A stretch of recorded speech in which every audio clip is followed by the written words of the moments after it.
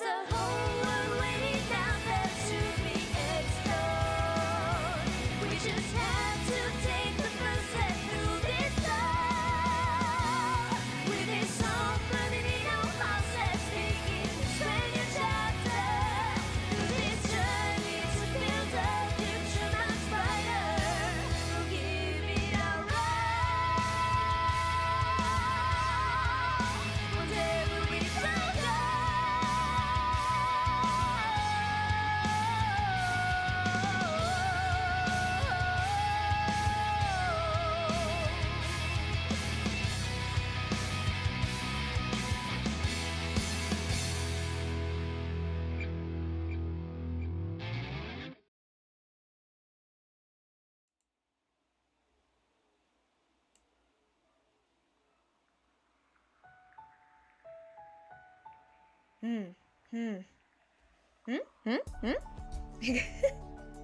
Okay.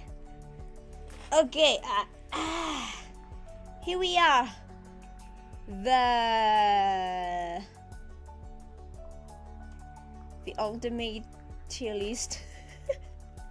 The tier list making we've been doing has led to this whatever. Hello, welcome. Thank you very much for dropping by. Today we are going to take a look back on all the covers that Nova has released. Today is also the anniversary of his channel. Yeah, it's been 3 years. It's been 3 years since my very first upload. Even YouTube sent me a nice little message saying, "Oh, it's been your 3-year anniversary." Thank you, YouTube. Thank you. In 3 years, I have released quite a few.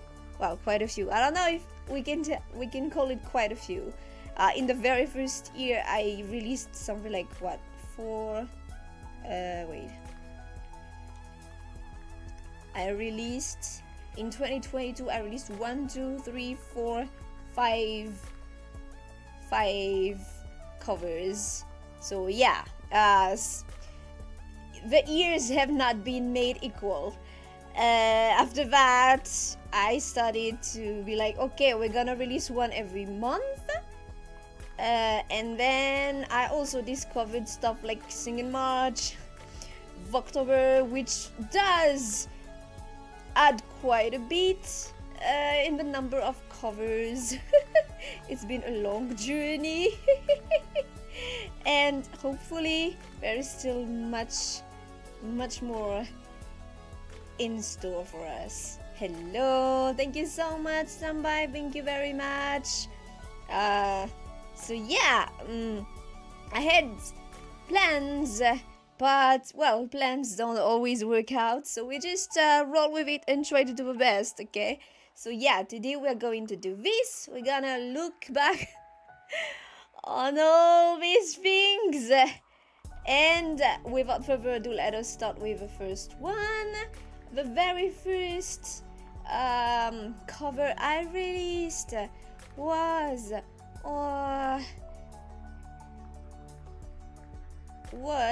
Error. Okay, so this is probably many of you new viewers haven't. Whatever. I'm sure not a single one of you has actually listened to all of these, so it's also an opportunity to discover these things. The Error was my very first cover. I don't remember exactly how I discovered this. Probably it was something like maybe Brova, or I don't know anymore. Probably Brova, maybe, or who was it? Unless it's my music producer. But yeah, I heard this song and it was so cute and all. I was like, yeah, I think like this could be a nice one to have as a first cover. But honestly, it does show that it's kind of dated. Like, definitely to begin on this one. See, for now I've put up these tiers. Still proud to this day. Pretty good, decent, could be better, needs a remake. I'd definitely put Error in needs a remake. Like, even we're not even gonna be talking much about the music videos because I just do, let's say, the strict minimum on those ones. Sometimes I was trying to do something a bit more fancy, and other times not so much. But yeah, well, it was at the very beginning. Even the art is kind of, yeah, but the art is kind of on everything really. The singing is definitely I can do better than that, but more than can do better, it needs a remake. So that's something I like. I'm putting needs a remake for covers I really want to remake because I feel like today I should be able to do something. I should be able to like make it better. Definitely like an actual improvement over it. So yeah, it's not too bad, but yeah, needs a remake. Definitely needs a remake. And even just like all of it is like I don't know if I would remake it, if I would change the key or something like that, because back then I was like, yeah, no, I can hit that key. But yeah, hitting the key and actually doing something good is different, so I don't know. But then again, I'm here like, I can probably belt this better. We'll see. But yeah, no, it's cute and all, but I'm not satisfied with this one.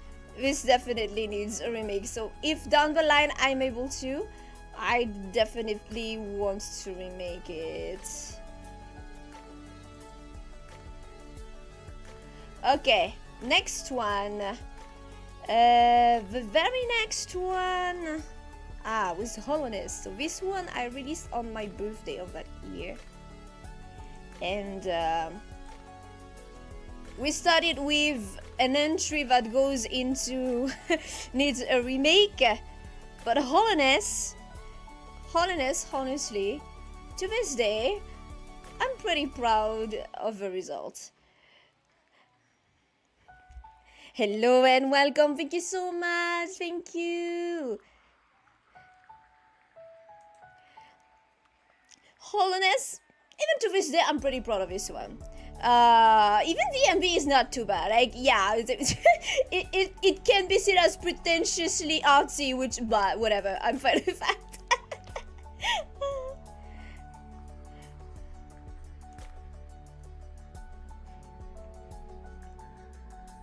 The background music is still on. Well, yeah, because I'm not sending the music in, am I? I'm not sending the sound of the songs in because I don't want this VOD to be nuked. So we just have or do you guys want me to just take it off and you guys are gonna listen to the music? I don't know. It's as you want. I'm gonna lower it if you want. I'm not listening to it actually. Hello Neo, thank you so much. Thank you. If you guys want me to completely cut off the BGM, it's as you want. But I mean the stream, there's nothing on the stream going on. Yeah, no, I'm not gonna play them because there are a ton, and yeah, I want this VOD to survive, so I'm just not gonna play them. So yeah, back to Hollowness. I'm still pretty proud of this one to this day. Like it, and honestly, back then I was kind of wondering if I would be able to like do it justice. But even listening to it today, I'm still gonna yeah, no. It's, most of the time I'm not very good, but sometimes I hit it right, and this was one of those times. Yeah, no, but there was a bit of a need for tuning. For some parts, I believe, which, well, but overall this is not a bad one, and I think, I don't know if I was ever able to like do something better when I was singing this live, but at least this recording is pretty good, and the overall quality of the cover is pretty good. So I'm really happy with this one. And plus, maybe you guys have noticed, but I do like to make like to keep some held notes, held breath, like with one breath, and keep the notes going for as long as I can. This one, I think, was something like what, above 10 seconds. Back then, I was really happy with it. Plus, it was my very first take doing that the ending when it's a very long, it's a long held notes with a single breath.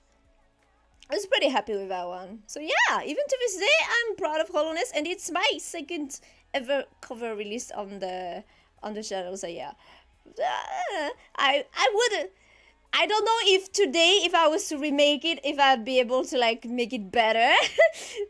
But yeah, this one, I'm pretty happy with it.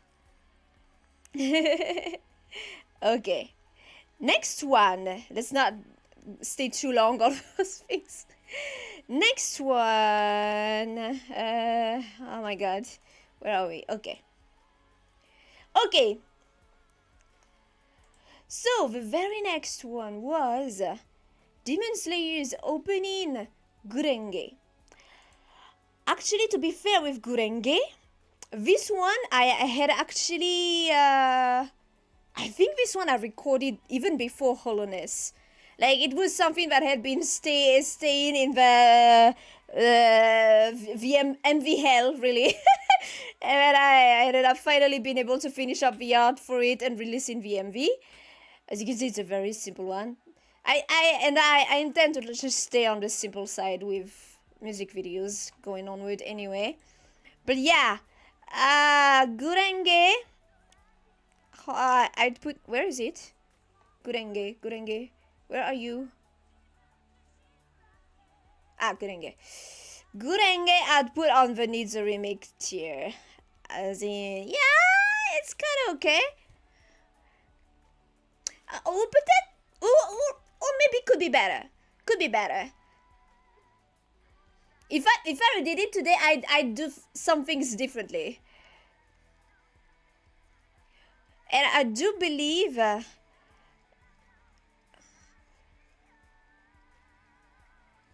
I do believe there's something that could be better, but looking at it from my eyes today, back then it was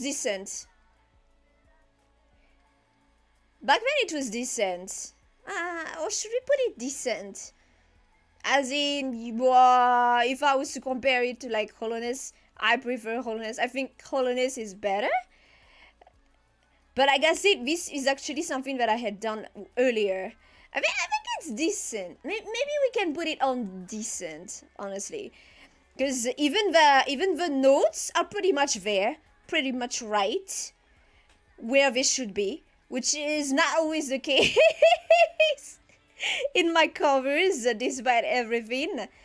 So maybe we can put it on decent for now. It's not too bad, but maybe I'd put it on the to remake eventually list. Plus, it was released a while ago, so I can probably put it on the to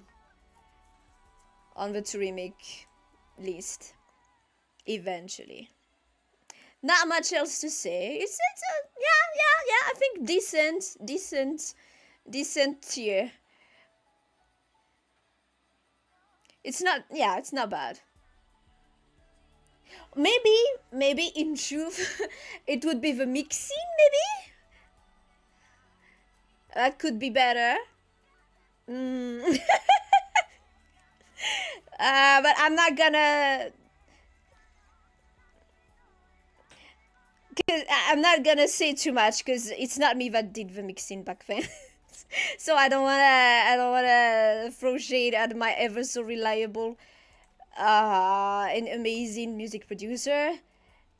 But I have an inkling he might agree and say yeah, because I know he told me like the next year he had changed his workflow and it was much better. So he I think he'd probably not be angry and maybe even agree with me on the fact that this one might need better mixing. But yeah, decent. The very next one was my very first a cappella cover of a very few a cappella cover. I intend to eventually make more a cappella covers because they are very fun, but it's just that coming up with all the harmonies is a bit more work for me than just you know, coming up with harmonies with instrumental and coming up with harmonies with and full a cappella is very different. It's gotta be a lot more work with a cappella, and I don't have enough music theory knowledge to pull it off all on my own yet, so I need to consult with Ryan still. So yeah, I haven't been doing much of those, but I did it back then because well, I was thinking I could work.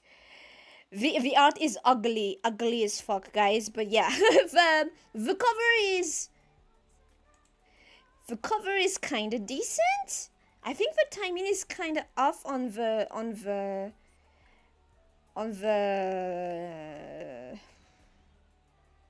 background harmonics sometimes, but again, yeah. But I think it's kind of decent. Plus the song itself, like, I've always been good at softly singing gentle singing anyway, without wanting to like pat my back too much, but I know it's one of my forte, soft singing. So yeah, no, this one is decent. Most of those I don't want to watch, but I can listen to it fine. So yeah, decent one. The very next one was also an a cappella cover, and the last one of that year. Where does this ocean go? This probably very few people would know of it. I don't know. This is an original soundtrack from the anime Ghost in the Shell standalone complex, which I haven't even seen. I happened upon this song because I was searching up for Inner Universe. I think it's the opening or something like that. But I also heard, I don't remember how, maybe from an AMV on TV or something like that. Yeah, there were AMVs being played in some programs back then. And then I searched up in a universe, and this came up with it, and I absolutely loved the song. And yeah, well, I did get help from Ryan's on the harmonization on this one. I think this one I'd actually put in pretty good. Hey, it looks like that year I wasn't too bad. Which honestly, I'm like, because you're supposed to get better the more you do something, kinda. Well, you're supposed to get better as long as you know what went wrong before, so you can get better. But the more covers I made, the more we're gonna get into the lower tiers, I think. But yeah, you liked the animations on those dumplings. Looks about what you could do. Well, it was literally a 2-frame animation, yes. Well, it was fun doing it, I guess, but the art was fugly. This one is kind of, yeah, well, I think most of the time I will consider the art I have for the music video fugly. So yeah. But this one, no, this one is pretty good. This one is pretty good. To this day, I can listen to it and it sounds pretty good. Plus, I like the way the harmonics in the background sound. So yeah, pretty good, pretty good. I think that here I wasn't so bad actually. When I began, I wasn't so bad actually. So yeah, that's a good surprise. Good surprise. That song is absolutely beautiful. The problem really was that that song has like a, I don't know how it's called, but some kind of not percussion, something softer than that in the background, and so I needed to try to add something to fill in the the emptiness of the song if I was just to do a cappella. So yeah, I had I had a ton of help from Ryan on that one, like on so many other songs. All right, so that wrapped up 2022, my very first year. We entering the second year. So I had made, to begin with, a series of 7 acoustic covers to celebrate my first anniversary. Back then I was suffering, but well, not that it changed today, but at least I have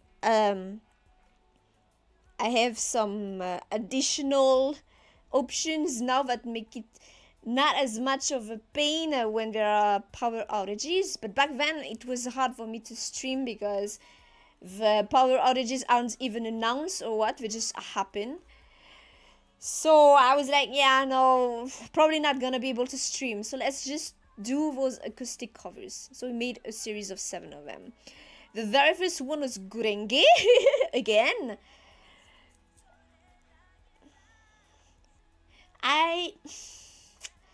I mean, as far as one take cover goes, I guess it's decent, but then again, I made some one takes that were much more decent than this, so I put it on. Could be better. I feel like could be better. I can probably do a better one take. It's below decent. Yeah, it's below decent.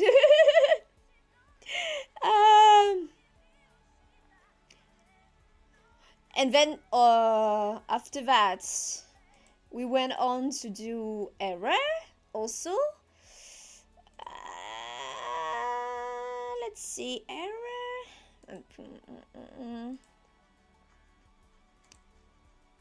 Well, for people who like to have like a different take on a song, it's different. It's definitely it, because it's full, just one acoustic guitar and me singing. But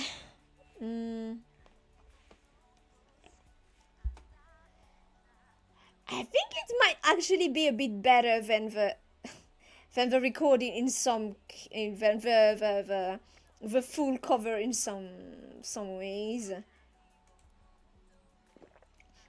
Hello mods, thank you very much for dropping by. I believe this acoustic version of Error is actually on decent tier.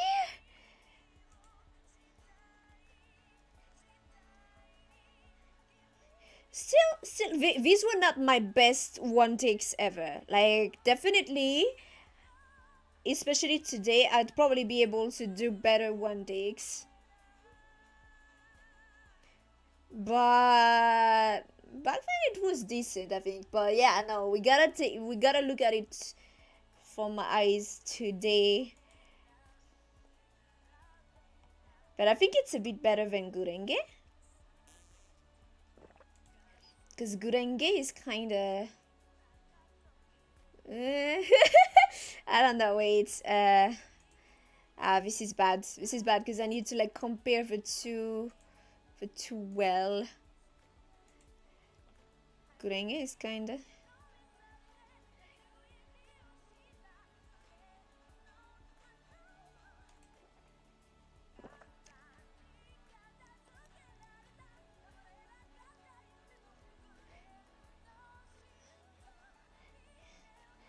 But then again, Gurenge doesn't sound so bad, actually. Maybe it's...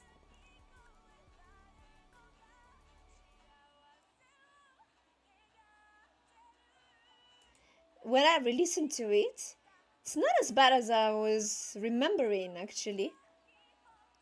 Maybe we can put it on decent tier, too. Which, sure, maybe I actually got worse at singing. I feel like my recent covers all have something, some too flat or too sharp notes.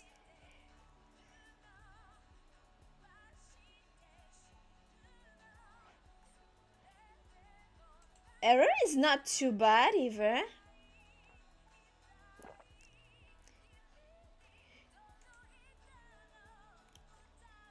Do I have a favorite cover? Well, that's what we are here to try to figure out. You'll have an answer at the end of the tier list if I have a favorite.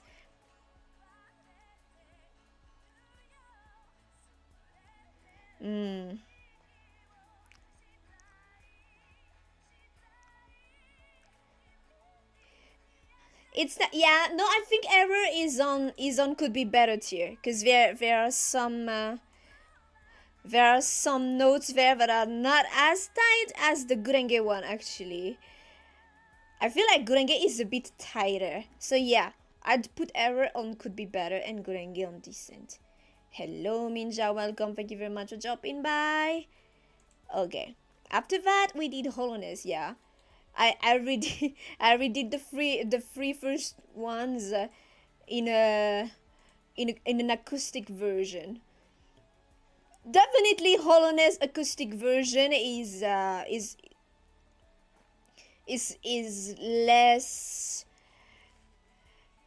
less tight, less impressive than the recording version. Yeah, I can hear some not too tight notes. But I wonder if it's on decent or could be better tier, cause like, yeah,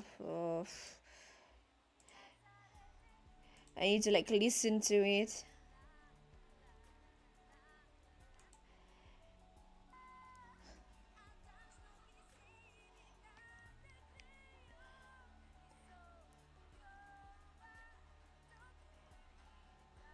Am I singing along with muted? I'm not, I'm listening to it. I'm listening to it, but I'm not playing it on stream because I want the VOD to survive.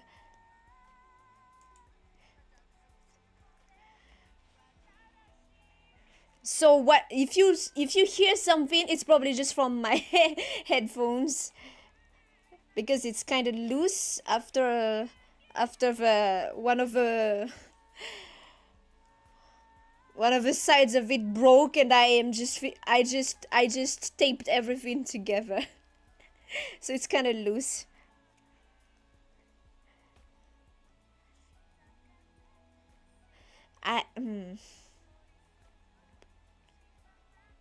These acoustic covers are not as bad as I seem to remember.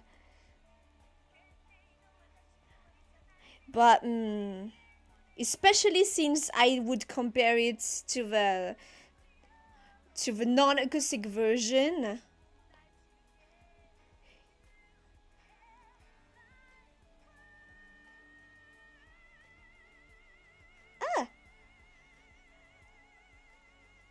Wait, guys, I feel like I was a better singer 3 years ago than I am today. How is that possible? I'm regressing. It feels like it's better. No, it's it's much more decent. Like the notes are much tighter.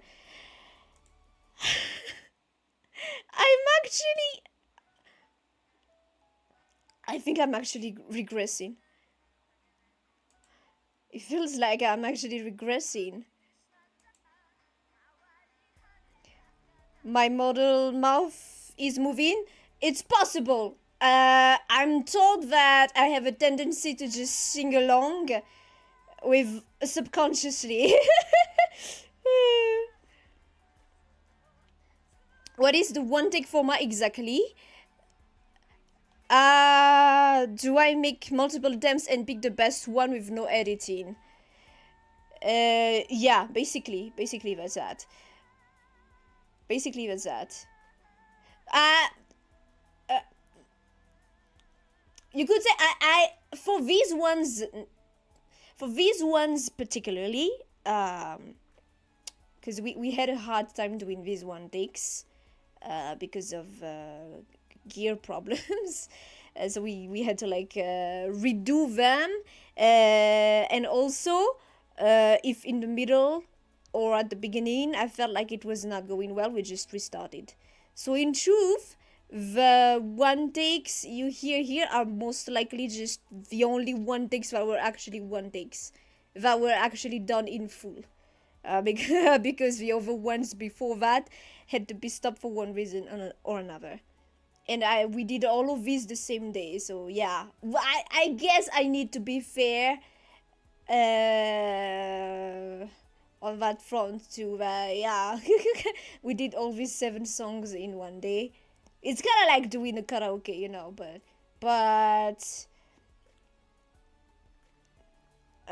whereas karaoke is just like, oh, just vibing and I can brush it up, like, oh, well, it's not so good. Yeah, well, we were just having fun, just vibing. But these, we tried to have a minimum of quality to it. But yeah, there was no editing. Let's just basically just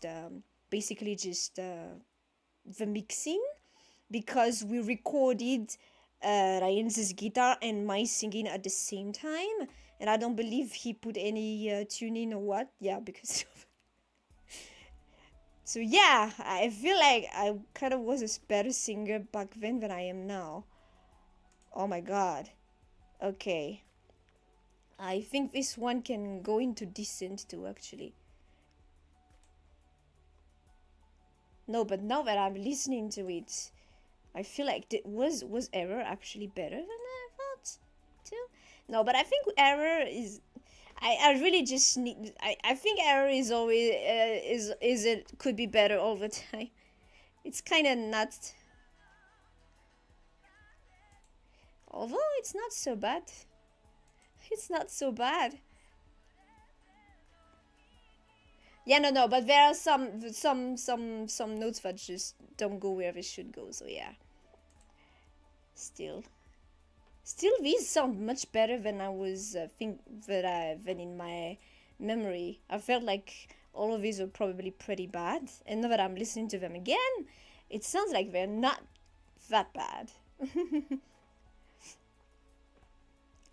Okay, so the very next one, or the next one that released in that series was Lovely, but Billie Eilish's song Lovely. Actually, this version is more inspired by a cover version of this song, not the original. A cover made by Lauren Babic. So that's what inspired it, really. I think this one is pretty decent too. My low notes are, yeah, my low notes were still not that good. They're a bit better today, I can say. But my lower notes were not that good, but still I feel like this one is kind of decent. I think maybe not on the pretty good tier, but I believe it's on the decent tier.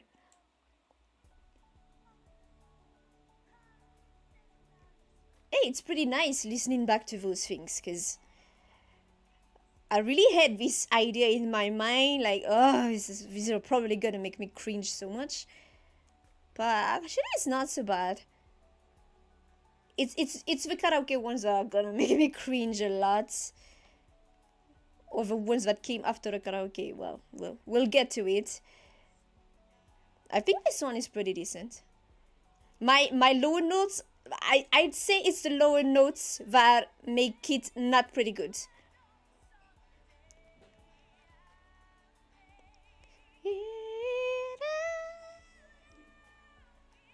Yeah, even that one was.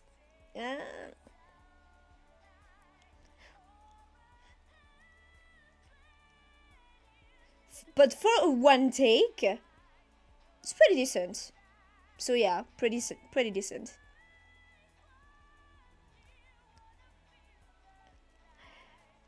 I still have a hard time with the transition. I think I have a better time going from my chest mixed voice to head than going from head to mixed voice chest. But it's pretty decent. It's pretty decent. It's pretty decent. Hey! Well, this tier list is not starting too badly, actually. Yeah, there are some lower notes, middle notes that are not that good. So yeah, decent one, especially for one take. Pretty decent. I really need to redo those one takes. The next one, Unravel. TK from Lintos de Shigure. The memed and re-memed opening from Tokyo Ghoul. I have no idea why that one became a meme. I find the song absolutely beautiful.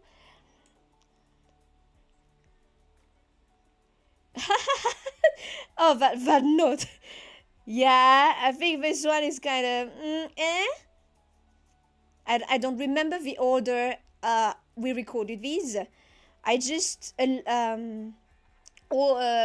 released them in a certain order. I don't remember what my reasoning was, but yeah, I think this. Yeah, no, this one goes on. Could be better. Could be better, definitely. If I was to make an actual cover of Unravel, I'd need to really do better than that. That's kind of.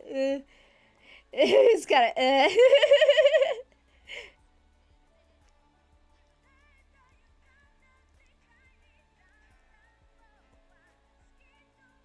When I do belt, it's okay-ish. Okay, it's actually pretty decent on a belt. But it's because the breath support is much more present. It's easier to breath support. Because I was used to singing very softly without really any breath support before. And then I received a bit of training, and that's when I actually started to, okay, this is how you need to sing. But it is easier for me because that's something I learned later while understanding the kind of technique I need to use. While singing softly, I've always done that, and sometimes I do revert to the bad one.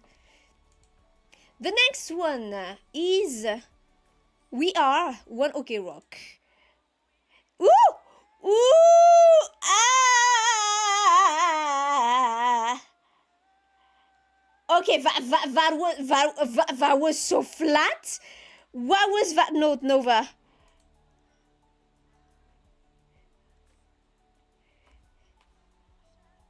Yeah, no, this is.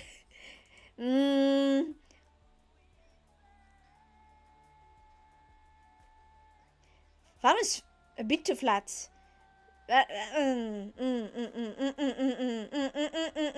Okay, the other ones were kind of decent, but this is not it.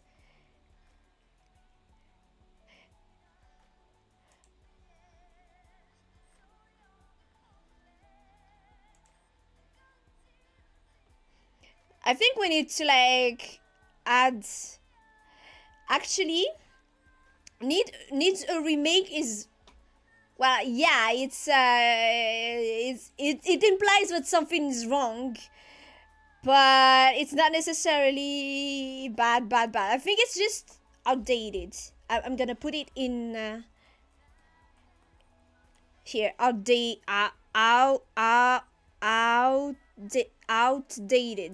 That's what it means. But I think I need to add a row that says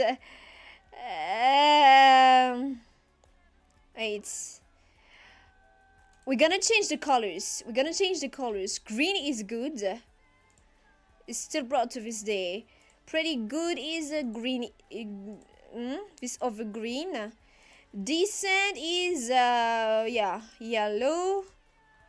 Could be better goes into orange. And this goes like nope. Maybe not nope, but like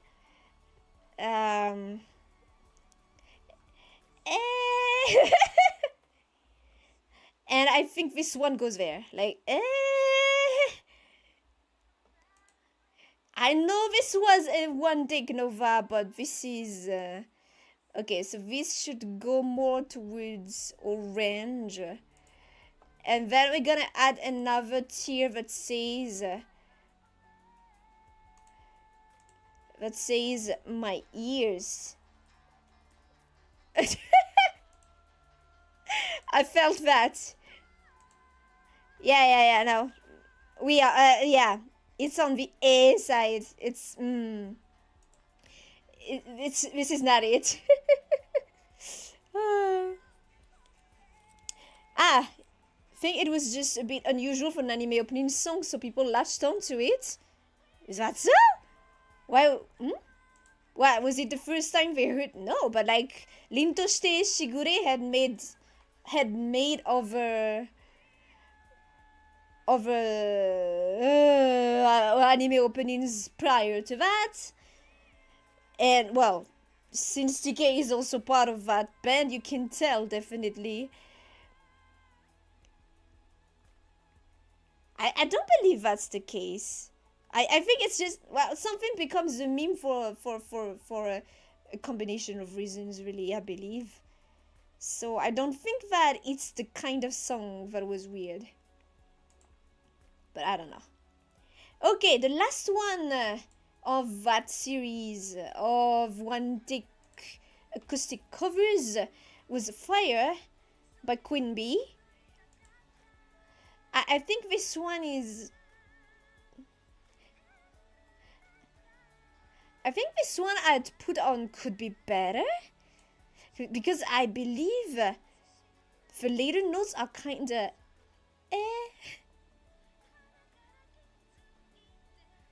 Yeah. I think it's... I do also have a hard time with several notes in a short amount of time. I'm better at held notes, but not so good at things like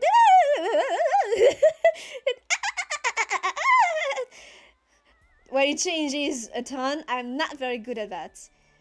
Whether it be was it glissando, when you go different notes on it. And I think this one does have a bit of that, and it's yeah, and then there's something really, really wrong later on. When I go down,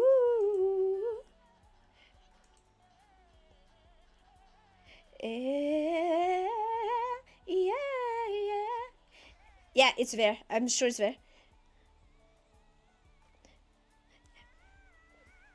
Yeah, that was so flat. I don't even know if it should be on Could Be Better or on A. Cause like, yeah, there's sometimes a very bad part just tanks the whole performance. So I'm trying to decide.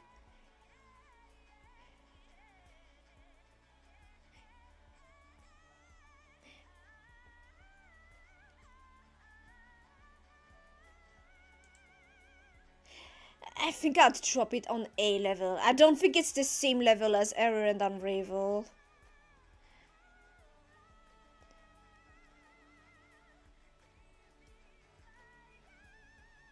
Yeah, the notes are not there at all.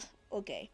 So that was for January of that year, which is kind of making up for all the covers that weren't made in 2022, honestly. And then, yeah, that year I decided, okay, we are going to have at least one cover every month, which we've been trying to maintain. The very next one, then, Zero Eclipse. I think it's my first Sawano. Yeah, it's the first Sawano. Which is an OST from Attack on Titan. Attack on Titan. So here is the covers where I think you can notice a certain well, definitely an improvement on the because that's when Ryan's changed his mixing technique, and I could really tell, wow, it sounds bombastic. And plus, he made an epic, a much different version from the original instrumental.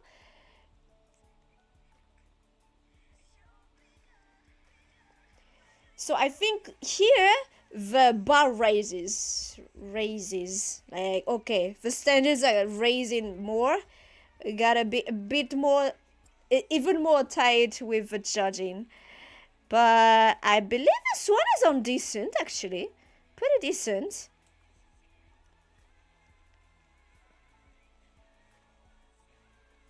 Ah, no, but wait, decent? No, pretty good. It's not on the same level as those. Pretty good. Pretty good. Plus, I believe I do not remember hearing any weird notes in here.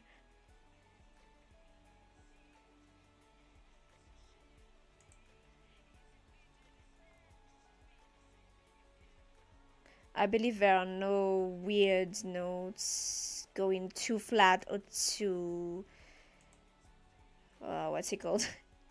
too flat or too sharp. And you gotta say, I gotta say the arrangement, the instrumental arrangement is really carrying. So good.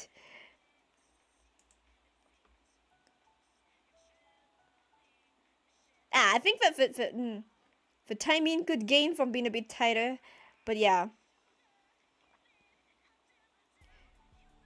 Not that I'm doing the timing myself, but back then I wasn't, so yeah. I think I can have something much more tight. But yeah.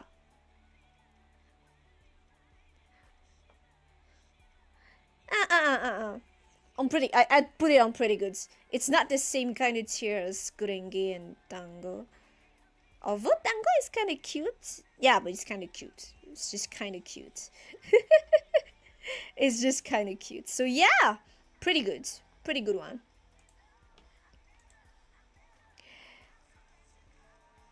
Ooh, oh. Okay. The next one, I'm kind of wanting to like listen to it all, but we have a ton of them to go through, so yeah. The next one, yeah. So I discovered singing March late, and this one I put in as part of it. The Loneliest Girl from Carolyn Tuesday, which is all again an anime I never watched, and an anime I believe I might never want to watch. The art is fugly.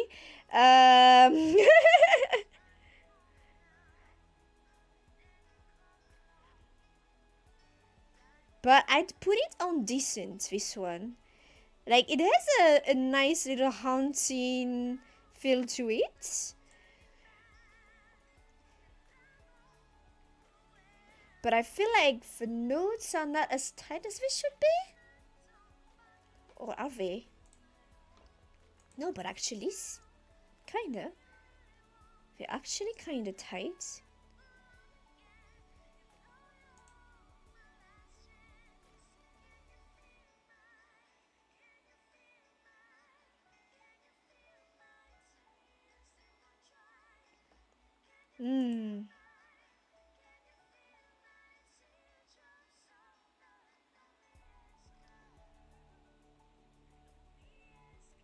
It would be quite impressive if YouTube is still picking up on these songs by just hearing them from my mic when I'm listening to it on my headphones. Yeah,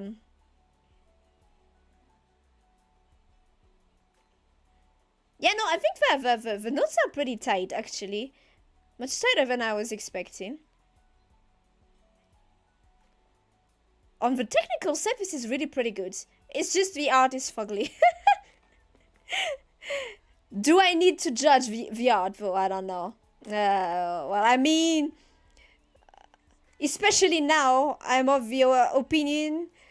I'll just prioritize the audio. I'm not gonna be able to do very pretty music videos anyway.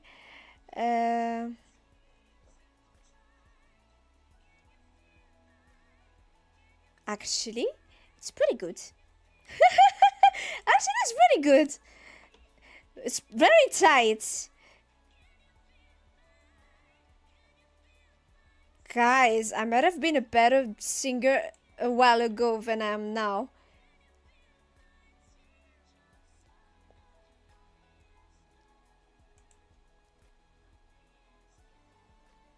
Although I don't know if there was tuning that was needed, because I didn't do them myself. Okay, the next one.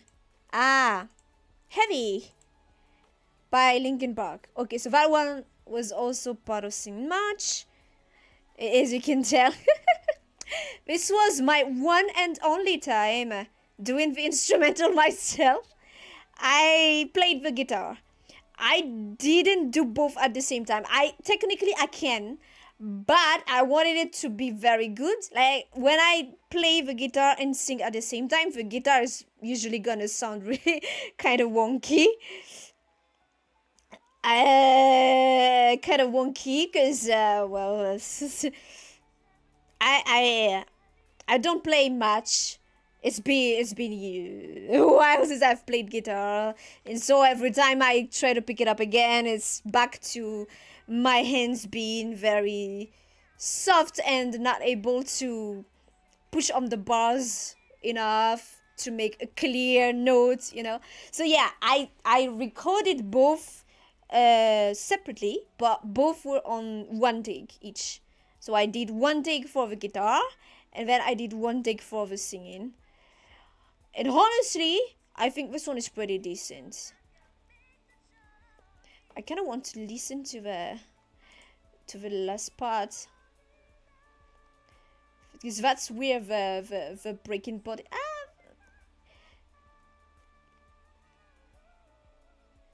I think that was kind of not.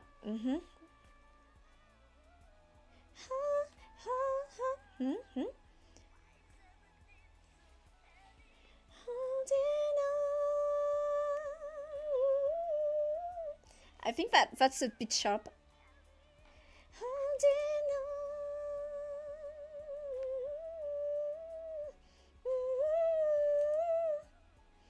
No. There is one note in there that is just a tiny bit too sharp.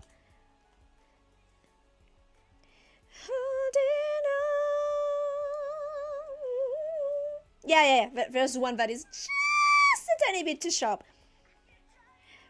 Just like, probably something like a couple of cents, but just enough for it to reach that.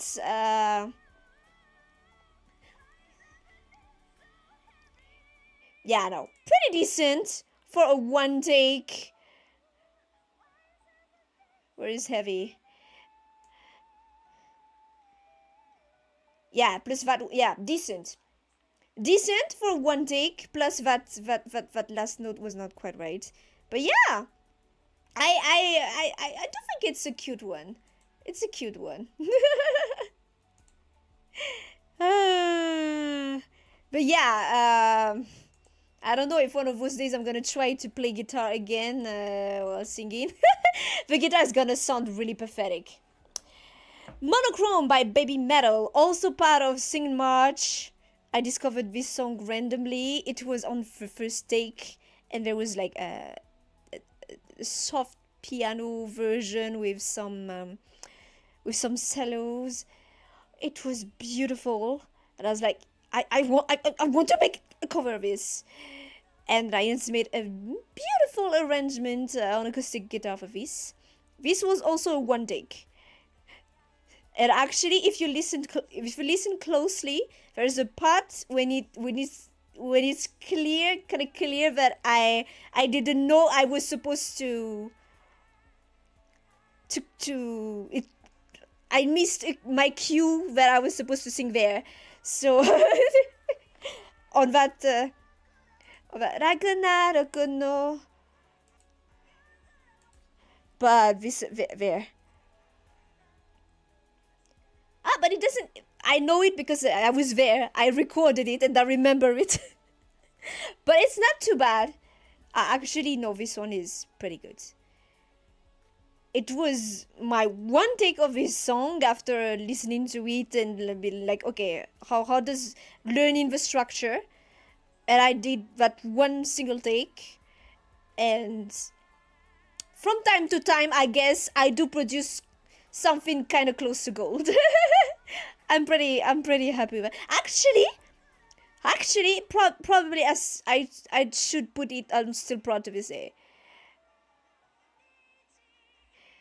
Those notes are pretty tight. One of my very best one takes. Plus that long-held note towards the end, it was just a spontaneous one. I didn't necessarily intend to, like, but yeah. Sometimes it works out. Alright, next one. Aha! Next one was another Baby Metal song titled Metal Kingdom. My very first cover to actually perform well in a short amount of time. That Nova Face is fugly, but yeah, in a short amount of time. And the very first one to reach 1K views a bit afterward. Yeah, no, this one, I'm still proud of it to this day. I wish the face I drew was better. So I'll probably recycle this art and arrange the face later on. As I put in an announcement. That's how it's gonna be moving forward. But yeah, no.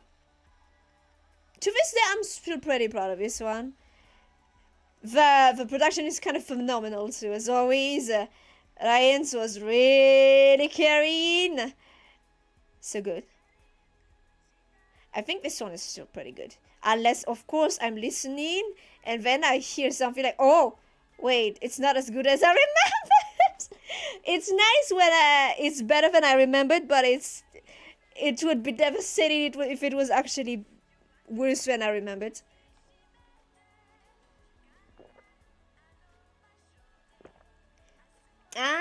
Yeah, no, it's not as tight. I think it's not as tight as monochrome. But I'm very happy that this one kinda pierced the veil a bit. I'm still proud of this one Tuesday. Though there was a note there that wasn't quite as tight as it should be. But I believe this one is still pretty nice. Pretty nice. Then again, I wouldn't say it's a very challenging song to sing, so at least there's that. But yeah, I don't know. I'd put it on still proud to this day. Although maybe I could do better. But yeah, it's more attachment maybe. The next one, Mirai ni narenakatta ano yoru ni by Amazarashi. I absolutely love Amazarashi. they make some really beautiful songs that speak to me on such a deep level.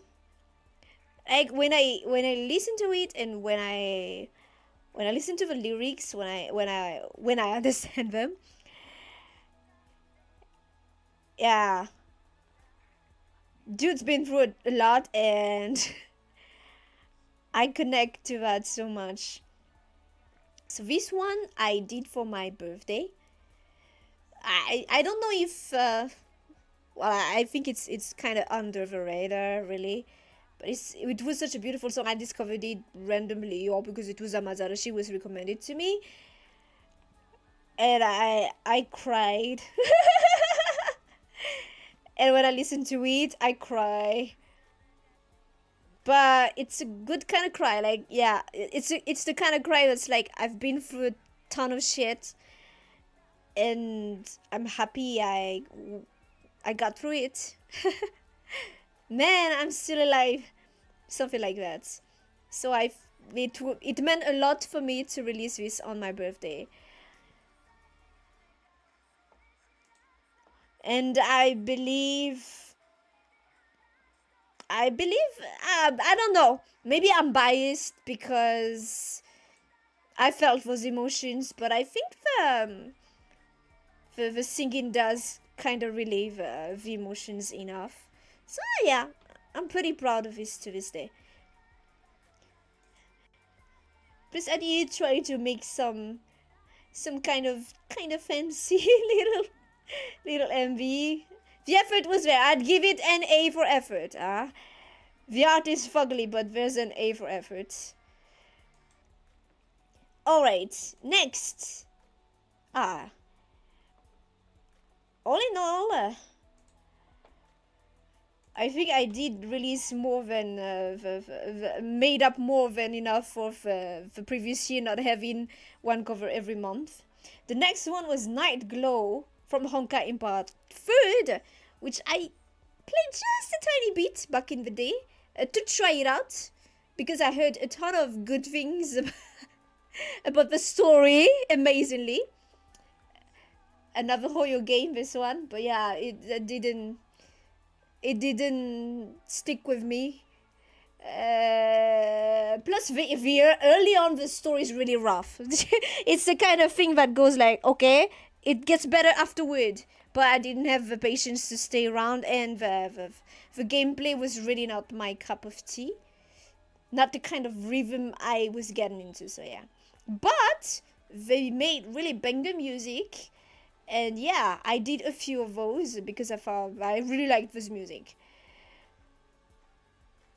I just need to like listen a bit towards the end.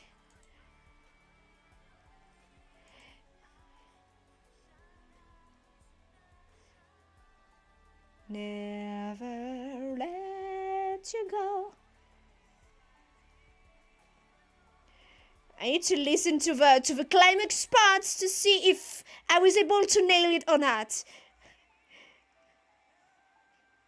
Because I was thinking that while I was back then, I was satisfied enough for it to release.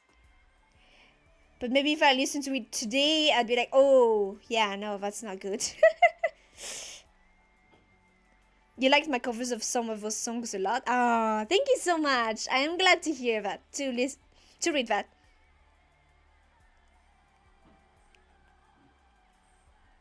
I think this one has some not quite tight notes. But overall, I'd put it at pretty good. Pretty good.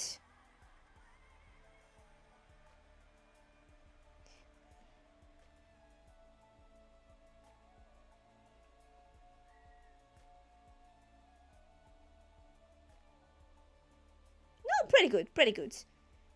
Almost 100% accuracy. Pretty good. Pretty good, pretty good.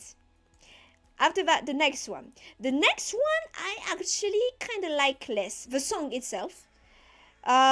but there was a little there was a little competition back then about this song, and I was like, oh, I might as well. Among all the Honka Impact Food songs I made covers of, this one is the one I like the least, and I'm not sure if I would have done the cover were it not for that one competition. But yeah. I think this one is hard carried by Badain's instrumental. But all in all, the performance I think is pretty decent. Honestly, the performance, like, I might not necessarily like the song as much, but I believe the performance was pretty good. So I put it also at pretty good. Was Honka Impact Food songs really agreed with me, I think. I think it's pretty good. The performance quality was pretty good. Your peasant ears like them anyway. Don't say like that. Don't say like that. Like, yeah, I do judge my covers harshly, you might say, but I judge them from a standard of an artist who wants to produce near perfection, you know? It does not mean that you shouldn't like it if I feel like a cover was not as tight as I wish it would be. It's perfectly fine to like it. The next one, Juligo. This one I really like. I really like this one. And I don't know, because I turned in the recordings before Ian's was done with the instrumental. I don't know if he was inspired by the last part to make it extra epic. But this one is so good. Yeah, no, honestly, to this day, I'm pretty proud of this. And even the MV, it's not too ugly to look at. Not too ugly. I think the performance and the production are pretty good. Honestly, I'm really proud of this one, even to this day. And I said it on one recording session, live recording session, that I do like adding choir-like, gospel-like choirs, even though I haven't been doing it a lot necessarily, because it's kind of a headache for me afterwards to time all of it. But yeah, I do like that a lot. I was part of a choir at some point and might be part of it, but it feels extra epic when you have a strong, powerful choir in the background. It really adds to the epicness of it all. Yeah, okay, maybe I'm not gonna leave that on. Now, honestly, even the MV is not bad. It can be seen as pretentiously artsy enough. That animation is wonky. I attempted an animation on Live 2D. But yeah, I stopped after that. No. But, to this day, I'm really pretty proud of this one. And I feel like we're near 100% accuracy. Pretty good. Very satisfying. Next one was Confusion by Noise. Apparently that's how you pronounce it. Though it's written now I see in one word. This song is beautiful. This is a song that until recently I was not able to do live. I think I'm finally able to do it, even though that last live was not necessarily the best, but yeah.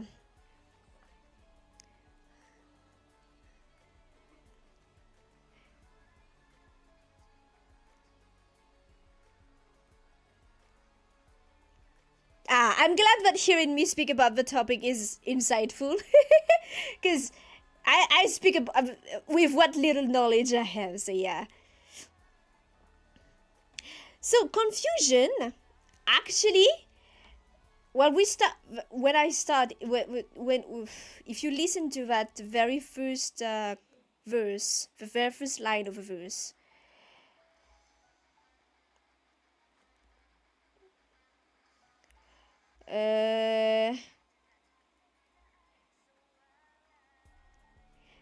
That did not take it so that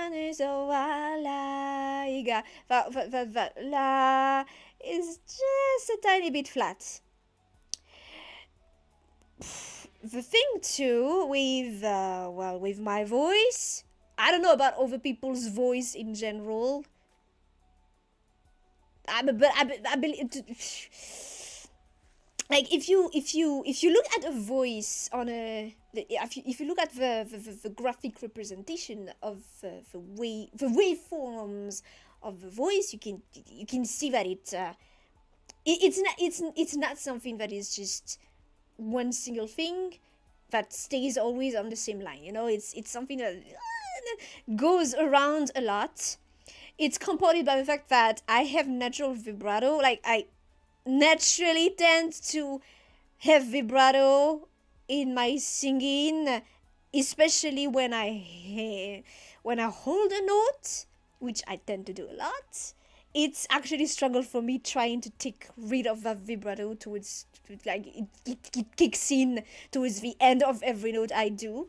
So the vibrato is also adding to the lack of precision of my voice.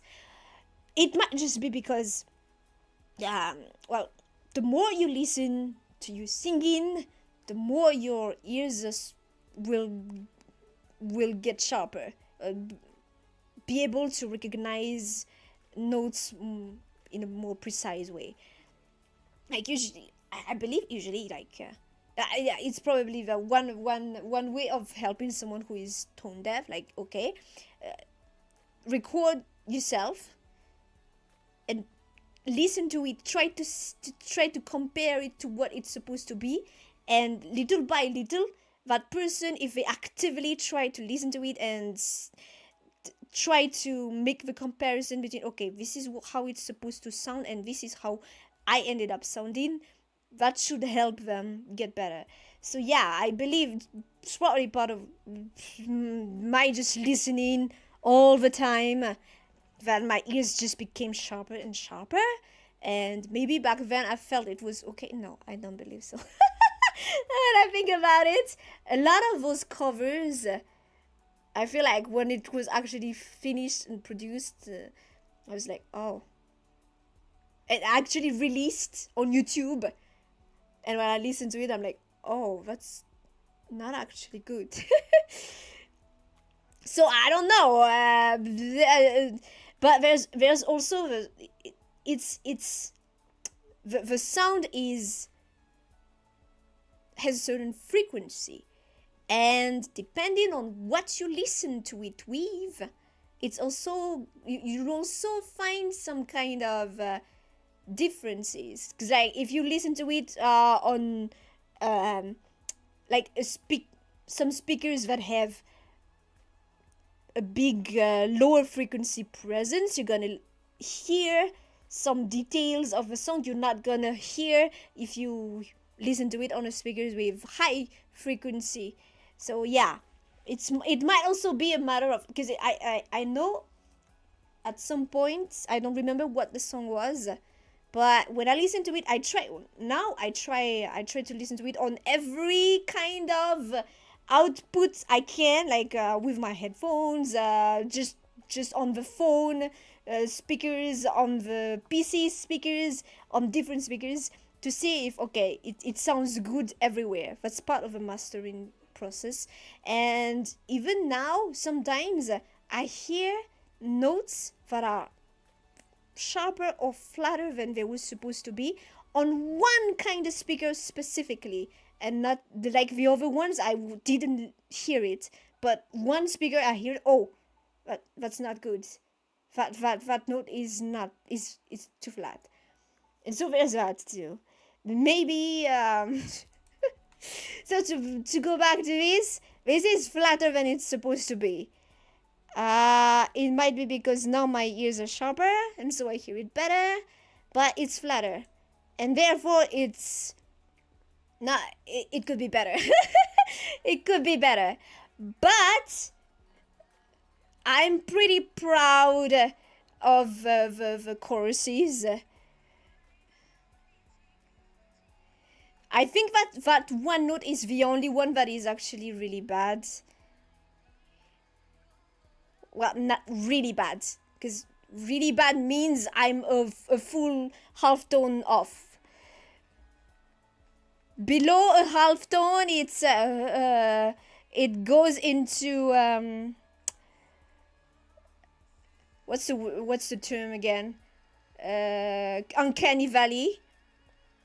But a full half tone off means you did a wrong note all the way. That very first one kind of spoils my that very first note kind of spoils my overall rating for this song. But I believe it's still a very solid performance, and I believe that's the only note that's not quite good. So that means this is still pretty good. If that note had been just a tiny bit less flatter, it would have gone to still proud to this day. But yeah. And I'm stopping because there's a lot of lights just going all over the place here. So yeah. The art's really not. Yeah, the art was pretty good. Well, the art was decent, pretty decent. Sometimes it's decent, pretty good, and other times it's fugly. It's fugly. Reminds you of when you spent a lot of money on a good pair of headphones, and to this day you can't tell the difference between them and your cheap Bluetooth earbuds.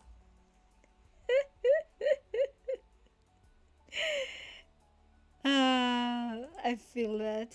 I understand. Okay. The next one. This one, without a doubt, to this day, I'm pretty proud of it. Even though, as always, the lower notes are kind of but it's already getting better. Fun fact, I actually raised the key of this song from the original because I couldn't reach the low notes. Well, so yeah, even while raising the key, the low notes are still kind of pathetic. Better than what I used to do. But still could be better. But I'm still pretty proud of this one. And even the art and the MV, I believe, are pretty good. I really should just stick to minimalistic stuff like this instead of trying to make something complicated and trying to agitate keys in front of you like what I've been doing for some of these MVs. But yeah, I'm stopping that. We'll stick to minimalistic MVs moving forward, and no more new art unless I commission someone or someone I can request someone. But yeah, this one I'm still pretty proud to say, and I don't believe I've heard any off notes on this. So yeah, near 100% accuracy. I'm really happy with this one. Pretty happy with this one. And something I pride myself on, I believe I do is it? I am able to project the emotions well enough. So yeah. That one also, like, yeah, so we were talking about Metal Kingdom, which was my very first video to reach the 1K views. Later on, because I think it stopped towards 800, something like that. And then after a while, I don't remember how many months later, it picked up a bit again and it reached 1K. So I was really happy with that one. And Aliens I Love You was kind of underperforming back when it first released, and I was really sad about it because I thought it was one of my bests. But over time, it did pick up some views. Now it's sitting at almost 1K4. So I'm happy. I'm happy. That's also part of what I think is nice on YouTube. Like it's like, well, it's I don't know if it's just a meme at this point. No, I believe many small creators still feel it. Like, oh, the algorithm is against me, blah blah blah. But just let's just take 1 minute to think about it. It doesn't make sense for the platform to be against you, because people are bound to get tired of the same things. That's just how people are. So fresh new stuff is always required on a platform like this. Of course they want newer creators to also come in and bring in freshness on their platforms. And recently they did ads. Like, clearly they are trying to help small creators, and the algorithm, I think, is pretty tight one despite everything. Like, it really is. The way it recommends me stuff that I wasn't even thinking of searching for, but is just perfect. That's it's kind of scary in some ways. But yeah, the way the algorithm builds your profile to present to you, okay, you've like this, you watch this. Maybe you like this. And it turns out, yeah, I liked it. So yeah, it comes to that. The thing with small creators is just there's not enough data. You just either you plan everything perfectly to have your very first video be a big hit, or well, you do like me and you just be patient. And after a while, it picks up. It's able to pick up the right audience, and it works. And that's what happened with An Aliens I Love You. And the first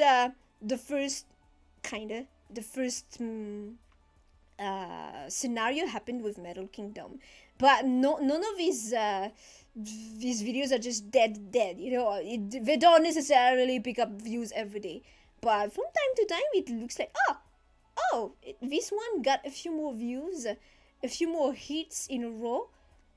That's because essentially the algorithm is always trying to like present the right content for the right time for the right people, and it happens after a while. But I'm happy that none of these videos really died in the end, and that, you know, random people like you discover them and are like, oh, I really like this, and it gives a surge back to the video, like, oh, there was interest. Okay, try to present it to other people, other similar people, and that's just how it works, and that's the little magic of it. But yeah, either you study and plan things to be as close as perfect, to hit the right audience immediately from the beginning, or you like me, you kind of stab in the dark and hope for the better, but the better is eventually gonna come, especially if you're patient. Alright, so all of that to segue into the next one. Through My Blood, another Sawano song. Only the second Sawano song. Okay. I thought I made so many Sawano songs, but apparently not really. This is only my second Sawano song, and this released November 2023. This one, decent response from the beginning, and then it continued growing, and towards January of last year, it hit the right pocket at the right time, and poof, sitting at almost 19k.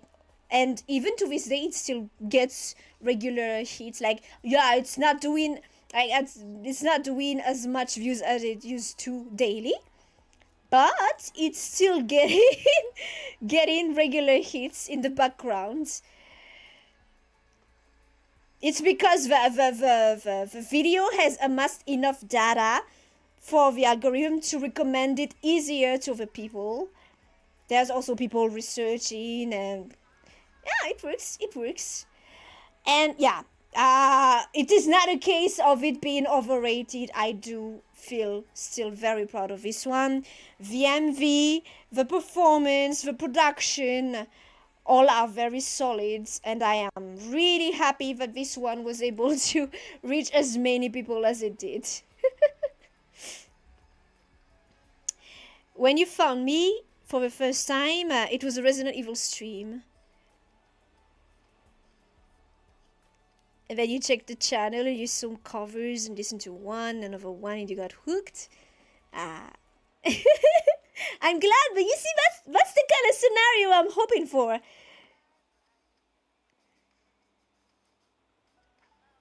You think the intention was always there, but there's always a limit with tech that's driven by automation created by flawed people. But you're glad it's been getting better for small creators. Yeah. It's always gonna be limited anyway. Like, we joke about how AI would be taking over, but as long as it's made by humans, it's never gonna be. It's always gonna be stuck. It's always gonna be hard stuck to what it's been programmed to do. It's not gonna evolve. Humans are not able to make something like that. As much as we seem to consider ourselves godly creatures. So yeah, it's always gonna be limited. But yeah, honestly, lately it really seems like they've been pushing more for small creators to be discovered. Because you probably noticed it, but when you watch a video, for example, you always gonna be recommended a video that has barely any views. Even where you're not watching a small creator. So yeah, they are pushing it. It's just the smart thing to do, because their platform is just gonna die otherwise. They need the people to be hooked there. And you don't hook people by serving them the same meal over and over again. You need to give them variety, and a ton of different creators do that. And they have all it's in their interests to have small creators feel like, okay, they might have a chance, and try out try their luck too. So yeah, I am still so proud of this one, and I'm so glad that this one got so many hits, because because I did tell you guys about that one Genshin random little short of 20 seconds. I got like 20k views. At least this one, I put effort into it. It's of, I believe, objectively of a good quality, really. Without any bias whatsoever, really. I believe it's of good quality. Like, if you listen to it, yeah, it's of good quality. If you watch it, it's not ugly. Honestly. Next one, we're reaching December of 2023. So this was the last cover of 2023. Another Sawano song that I discovered randomly. You'll see that I discovered all Sawano songs randomly, really. But I just love what the man produces. It's just beautiful. So this was Sawano, December. This was modest returns. It might be just because the song might be not so well known. But I believe this one is pretty good. I'd put it at pretty good. Like, it's not my one-time favorite or what, but it's really solid. Even the art is not so bad. And the song is really beautiful. And guys, I honestly would encourage to check those covers out if you haven't yet, especially the ones that I am putting on the higher tiers, because I'm really proud of them, or I think that they're really good, and that I believe they do deserve a little listen. Plus, if you end up liking it, even better. Maybe even share it with someone you think might like it too. But yeah, no. This one is pretty good. This one is pretty good. Pretty solid too. And I don't believe I heard any note that is off in this one. Even listening to it to this day, it's pretty nice. But that's another problem. The way the high res image just goes jagged with jagged edges, despite me trying to smooth it out. But that's another problem. But yeah, pretty proud of this one. So that wraps up 2023. At that point, we were at, let me check. At the end of 2023, the songs in the Nova's Covers playlist, so basically the ones that received a release, a standalone release, by that point, there were 25 covers. 25 covers by that point. By the end of 2023, we were at 25 covers. So, roughly 2 covers per month. Not too bad, not too bad, not too bad, not too bad. Not too bad. Entering into 2024 and starting really strong was Nova! Another song. We never know who's going to be the next golden goose. Yeah.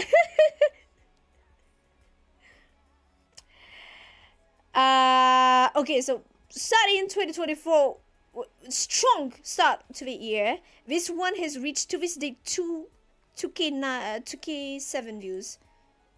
Yeah. Oh! Wait, it did grow up in the background without my noticing, because I remember last time, I remember the number I had in mind was 2K5. Now it's at 2K7. See, it's growing slowly in the background. So, singing a song that has your name is pretty good. Pretty tight. And this one is pretty good. Pretty good. Honestly, pretty good. The art is decent. By that point, I started to like because I struggle. Not only do I struggle with the art of a character itself, but I also struggle a ton with backgrounds. As long the moment it's not just some vague sky with clouds, I struggle.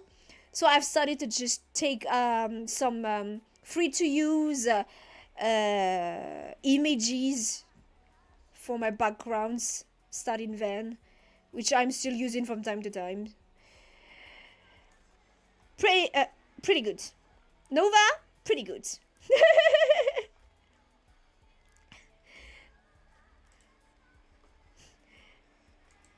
Pretty good. And I believe because this one did so well, it also helped Through My Blood, because it was around that time that Through My Blood just received its surge, and it surged for like 3 months. During 3 months it went up and up and up and up and up and up until it reached 15K, and around that time it had started to plateau a bit. But like as I said, it plateaued. The graph of its views plateaued, but it does go up still. So yeah, I believe it might be possible we're gonna reach eventually a 20K after many months, if it just continues getting some views in the background as it does now. That would be nice. That would be really nice. Every time I'm like, please, algorithm, don't give up on Through My Blood. But yeah, Nova, pretty good little Nova. Next one. Okay, so we are studying on the okay, so before all the songs up to this point were pretty much planned well in advance and released accordingly. The next one was the first one that was really like impulsive speedrun cover. Level, which is the opening of the first season of Solo Leveling. So I know, as expected, I was just like, oh, that sounds kind of nice. And since, like I said, Nova had done well, Through My Blood had done well, I was at an all-time high. So I was like, okay, let's try to push that curve that's going up, ride it as much as we can. So at first I made a short version of his cover, and that one had like 50 hits. I was like, nope, I'm not. I worked on this cover, so I'm gonna make sure it gets seen and heard, please. So I made a longer version, even though it's still a short version. And yeah, that's the result. But that one I speedran like I don't remember how much time it took, but very little, especially by that period's standards, very little. That one I think is more decent one. Like nothing to write home about, but it's not like it's bad. So yeah, a decent one. Nova is going from strength to strength proven by science. The next one. So this was the planned cover of February 2024. Voices in My Head by Fallen in Reverse. So this one was a bit of a bit of an experience. To begin with, I knew I would like, how do I say this? At base, the song is not like a song I'd listen to, definitely, but maybe not a song I would have chosen to cover it necessarily. But I really like this song, and I was like, I kind of want to have to take a shit at it, take my take at it. And it was also the very first song that was not within that that whole, like, up to that point you can tell that my register was Japanese anime music, and this was the first one that was that had nothing to do with anime whatsoever. Well, there was heavy, but it's not like, I wouldn't consider it like a big release or what. It was just for singing March.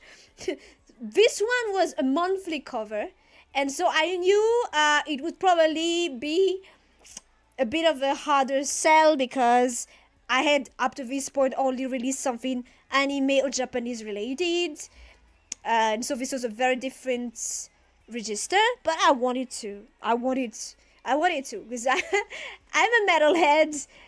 I actually listen a lot, or used to listen a lot, to those kind of songs, and I really like the song, so I wanted to take a job at it.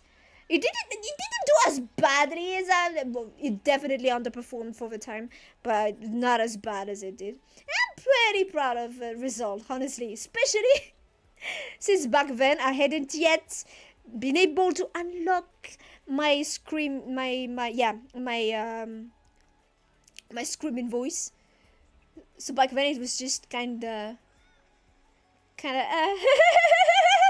but for what it is, honestly, I'm pretty proud of this one.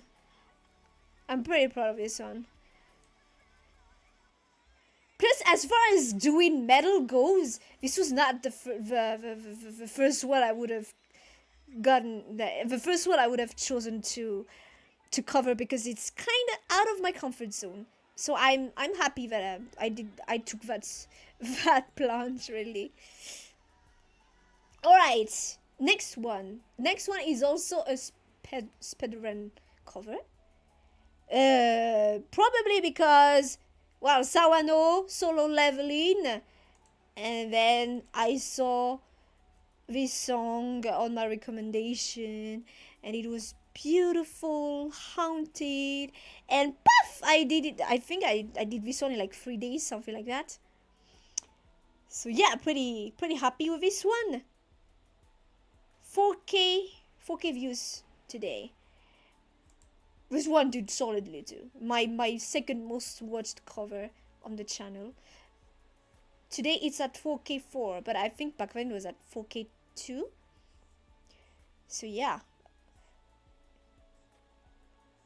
Art is warm. At least it's not fugly. Very simplistic MV, which again I believe is just what I should have gone with all this time. But yeah, this one is carried by the song, really, I believe. Like, the song is really good at bass. I just really wanted to sing it. So I'd put it at pretty good. But there is a version that Ryan's redid the instrumentals for, reusing the vocals I made on this version. That I definitely recommend you guys to take a listen of. If you haven't yet, it's epic metal. The epicness is over 9,000. It's so good. It's so good. Because this is just the OG arrangement. But that, where is it, by the way? It might not be in Nova. No, it's not in Nova's covers, because it's not my cover per se. So yeah. But pretty good. If I had done that cover with Ryan's from the beginning, I'd put it on Still Proud to this day. But still, pretty good. Really pretty good. But honestly, I believe this one is carried by the song itself, that is already beautiful. So it's just a very solid performance, but not much else. Like, it lacks that little something that brings it up to that tier of like, this work, I'm proud of it. Okay, so after that, we're entering March, and specifically, we're entering the lot of singing March songs. So this, to give you context, I sang them all in one karaoke session, and that what got nuked immediately. So I was like, yeah, no, but I don't want all those songs to be lost. So I re-released all of them individually. Some of them are re-recorded a bit with intent. We're gonna keep it in that same one take spirit, and others it's just the karaoke that I very slightly edited to be not too cringeworthy on my ears. But everything is still pretty cringeworthy, I believe. If I listen to it now, and I'm gonna, it's probably gonna go on the lower tiers. So yeah, the first one,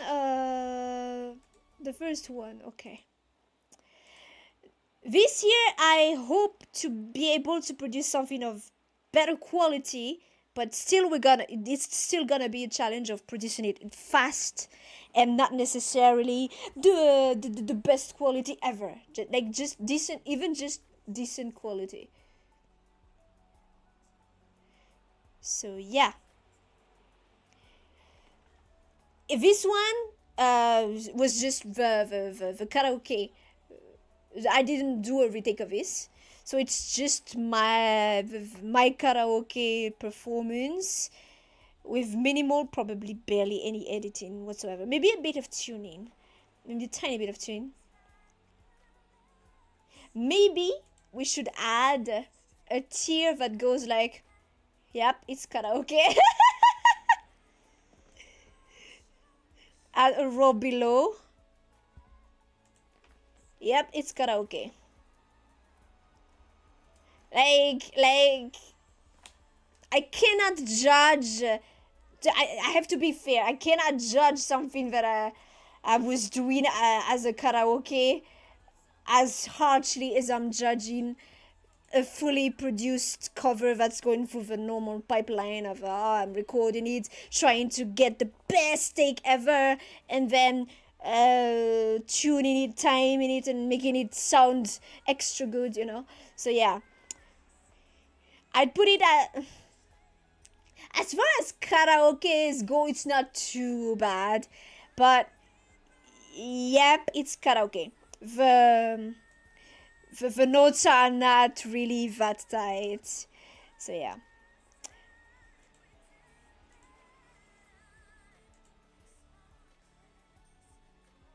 Maybe we're gonna put it at this. Yeah, a very different color like this. It's it's not exceedingly bad, but yep, it's karaoke. Not much to say about it. The next one. Okay, so we have 1, 2, 3, 4. We have 1, 2, 3, 4, 5, 6, 7, 8, 9, 10, 11, 12 songs. Yeah, 12 songs of that series, singing March 2024. So yeah, Nemo by Nightwish. So this one is, yeah, did karaoke. I don't know if I had to like tune this one a lot. I don't remember anymore. But it's the karaoke performance.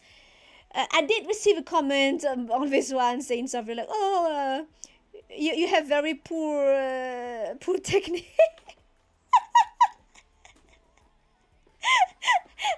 And the back then it's kind of like, maybe, but at the same time, it's really just literally missing in karaoke. But I believe that, like, sure, I know that I don't have a very good head voice, for sure. Definitely, my head voice is only second to my low notes as far as poor technique goes. But it did make me label my covers differently to really put like, okay, this is something that was not meant to be top tier quality. And yeah, well, I really love the song, but I mean, it's karaoke. And I don't know if I'll ever have the courage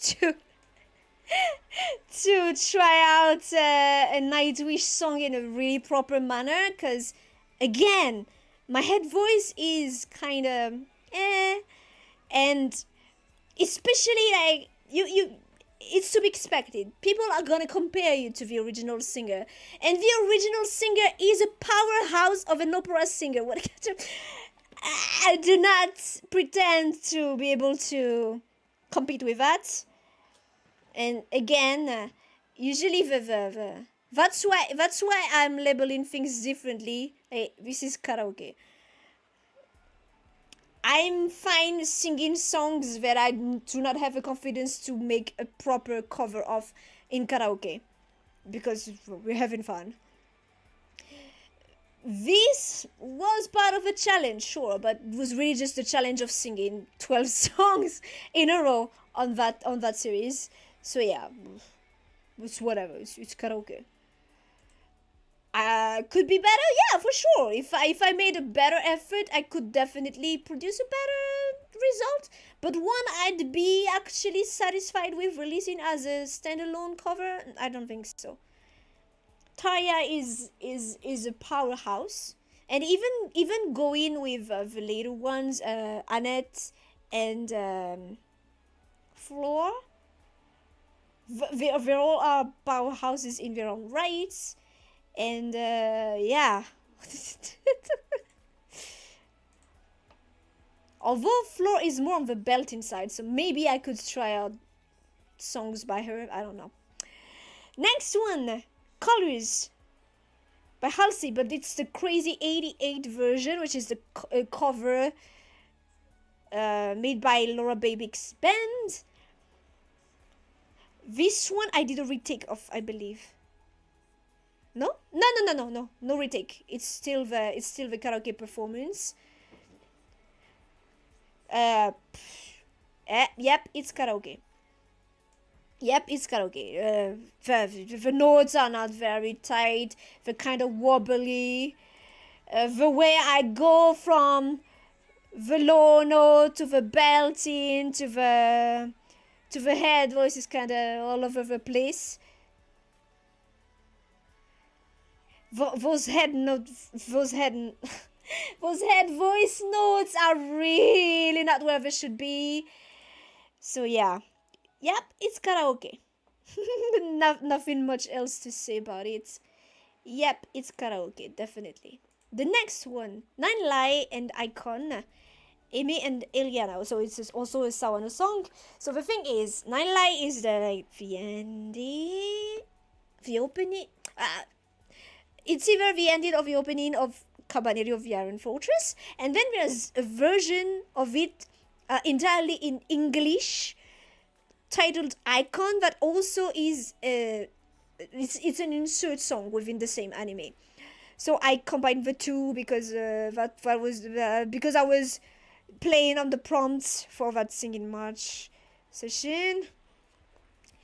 Nightwish is a trigger one.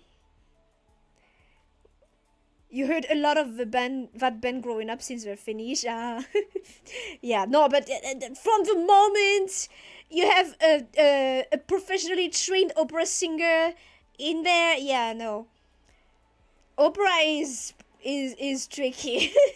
It's not something that I don't necessarily have the ambition to be able to do opera, and I do not pretend to ever be able to do something actually decent, even in my book, so yeah. But back to this, I actually re-recorded this. I recorded it and it's still bad. Oh my god, yeah. It's on the side. Almost on my ears side. I'm really sad because the song is really good and I actually took the time to re-record it.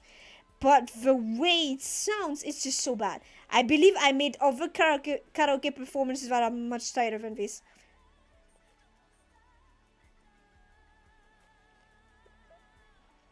Yeah, no, it's on the maybe not necessarily to the point of my ears, but it's definitely not good. For something that I actually took the time to re-record, it's very poor. It's a very poor performance, and I am not happy with myself. Lightning Song by Anathema. Also re-recorded, and also, oh my god, my ears. No, I can't. I don't know, maybe I was deaf that day, I don't know, when I re-recorded them, because I re-recorded all of them in the same day too, but yeah, that was actually painful. It started with something super painful, and I am very disappointed with Past Nova for having released that thing. Sezani Naretara, If I Could Be Constellation from Bocce the Rock. This one was also re-recorded. I believe it's much better than the karaoke performance, because the karaoke performance was really kind of but technically it's not karaoke because I re-recorded it. But then again, it is, because I re-recorded it with the spirit of we stay in the same spirit. So I will obey the spirit and not the word. And say, although it's kind of more decent than these ones, so I'm gonna put it on Could Be Better. It's more decent than the other ones here. Actually sounds like, yeah, okay, I tried to re-record it. I tried to re-record it.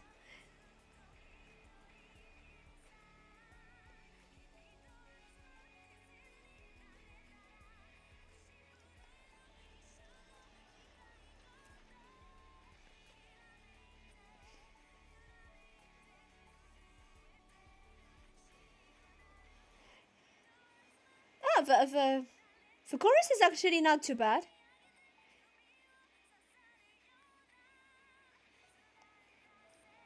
I was pretty convinced I was off a lot, but so far it's not too bad.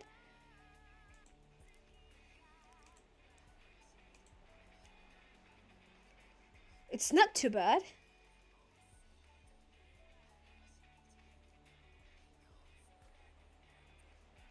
Can it actually go up to decent?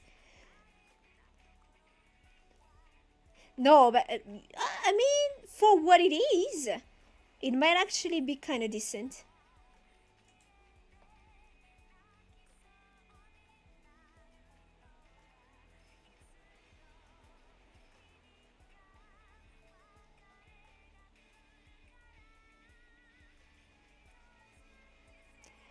There are some notes that are not quite as high as they should be, but it could be considered as part of the charm of a voice. Because yeah, well, to have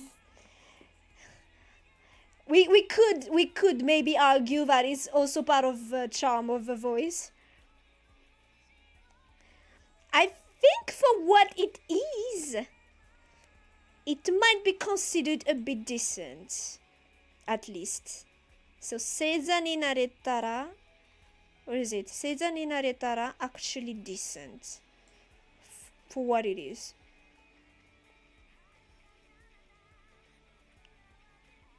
At least it's much more decent than the ones that are actually re-recorded and still sound like shit. So yeah. Yeah, decent. And even more of a pity because that one really didn't get any much views. Yet it's one of the more decent ones. But yeah, well, people are interested in what they're interested in. Sometimes it's also like, because I would have believed Bochi the Rock is something that people were interested in, but I don't know. Next one, Crawling by Linkin Park. This one I had to re-record because there was something wrong with the instrumental while I was doing the karaoke. So, yeah. I mean, my pathetic lower notes are present, but they're decent enough.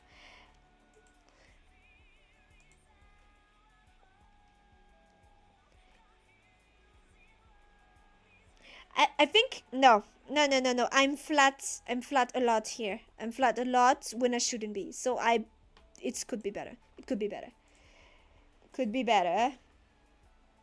But I've done worse, as we can see. Next one, Villain by Lloyd Project. This is something that I believe very few people have ever even heard. Oh my god. Yeah, okay, it's a karaoke version. I am off by so much. It's not even yep, it's karaoke. It's not even it's my ears. I guess sometimes I'm just tone deaf too.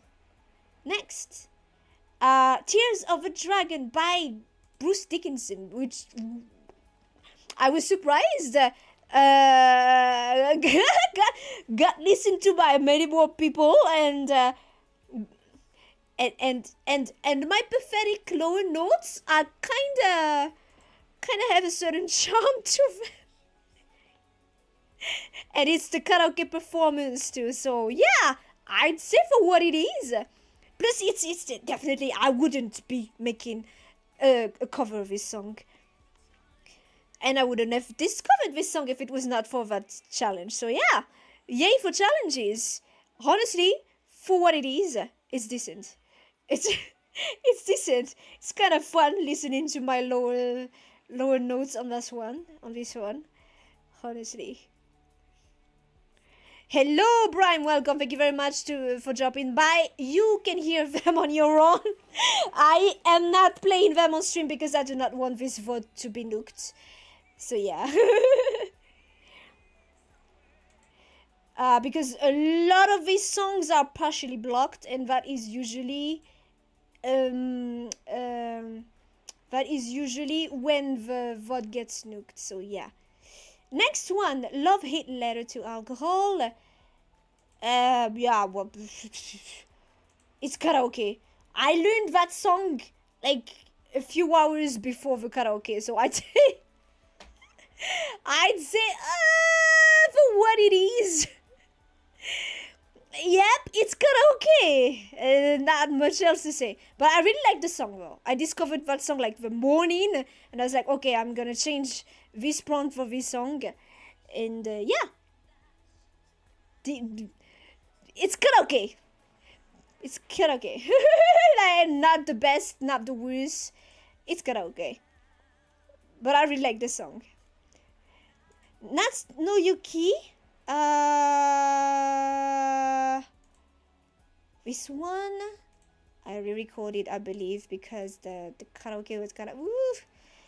But I think even as I re-recorded it, it's still not very good. I think it's a tier lower than Season in Aretara. Season in Aretara was kind of decent.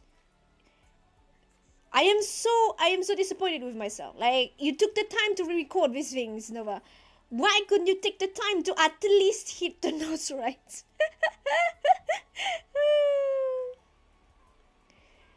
Music separation option for the VOD? No, there's no such option. And it kind of defeats all the purpose at some point, so yeah. Yeah, I think it's...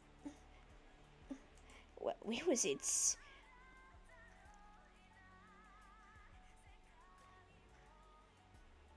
Let's listen to the climax. I'm gonna listen to the climax. I think this one is quite tight.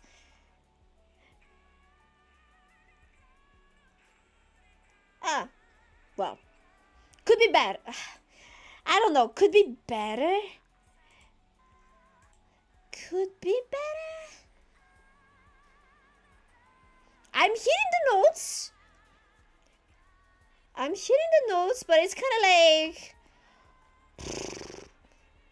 Singing is not just about hitting the notes. So yeah.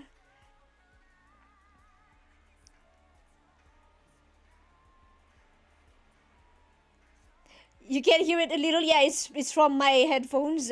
I'd be really cross with YouTube if it still picks them up after with that. But yeah.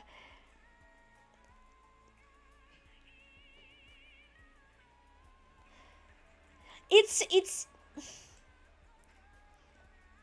I think there are like certain of those notes are ending kind of ish. So I think I'd place it at could be better. Like, it's not too bad. It could be better, but yeah. Could be better, but am I going to revisit it? No, probably not. So, and I will not be able to do that one on karaoke ever again, because it's part of why that VOD got blocked. So yeah, we're stuck with that imperfect version. That kind of air version. But at least I finished up that series with My Immortal by Evanescence. This one, it's the karaoke performance, and it's one of my most solid karaoke performance. Like, yeah, you can hear it's karaoke at some parts. Like, the notes are not as tight as they could have been, but honestly pretty decent. And what's really funny about this is apparently something like 10 people really liked this cover so much that they rewatched it over and over again and now the cover has reached 1k 2 views. So yeah. Because in YouTube we have that analytics that says unique viewers. And the unique viewers, I kid you not, was something like 10 or 15. But the views were getting to 1k. So yeah, those people really liked the song,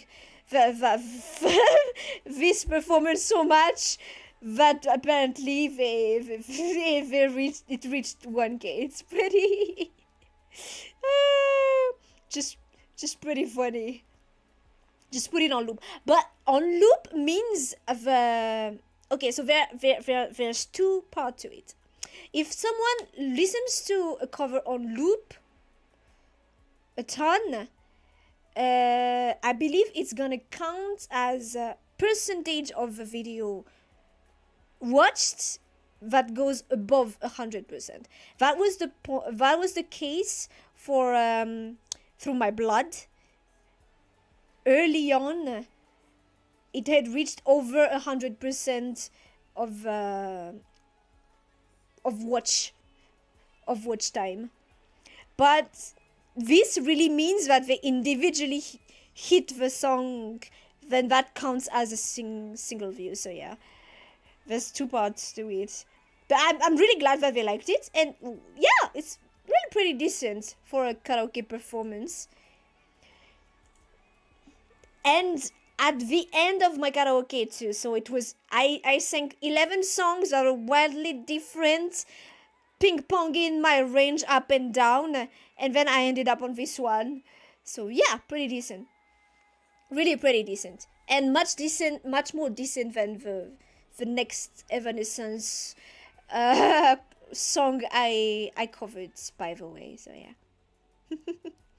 Next. Okay, so we are done. No, not quite done, but we are done with the karaoke versions of Singing March, and the next three ones were like full covers. The next one is Fireworks Uchiage Hanabi, sung by Daoko and Kenshi Yonezu. My very first duet cover song with my ever so reliable music producer Ryans.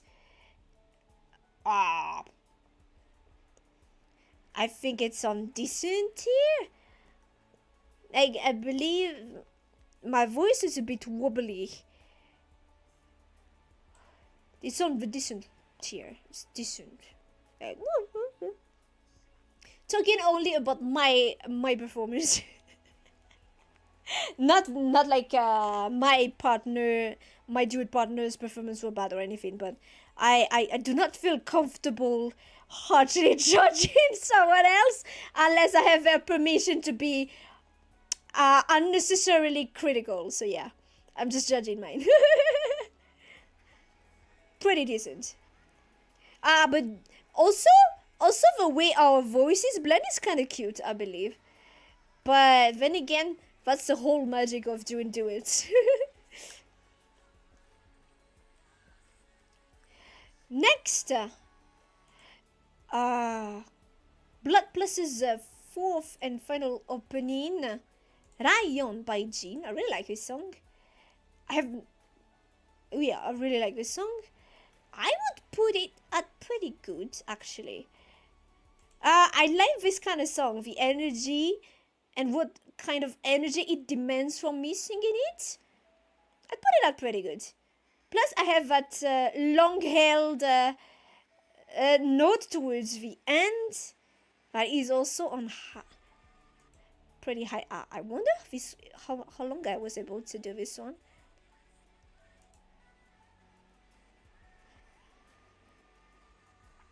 Okay, so it starts here. 3, 4, 5, 6. No. Not that one.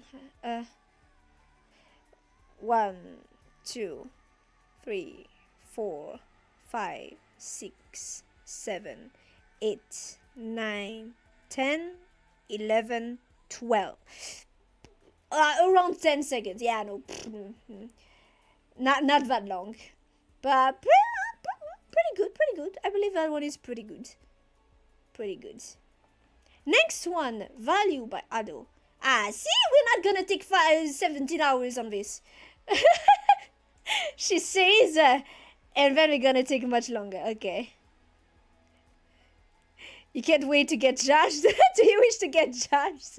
Well, I mean, if you give me the permission to be brutally critical, I will do it.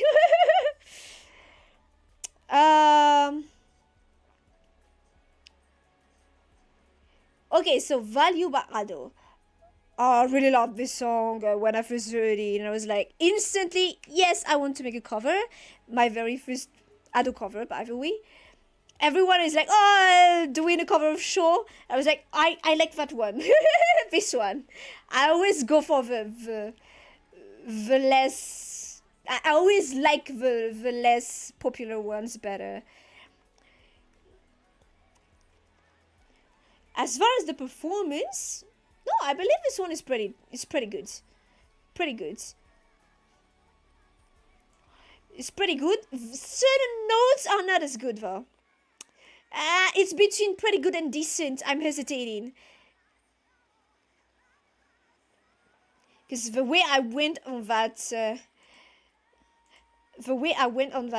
Wait.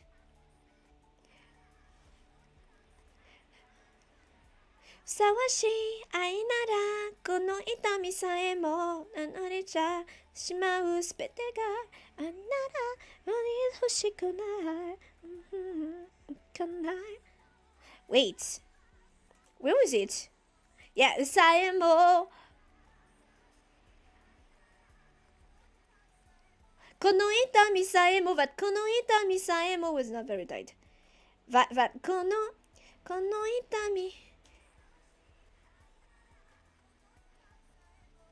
I think it started on that ta. The ta is off, the mi is off.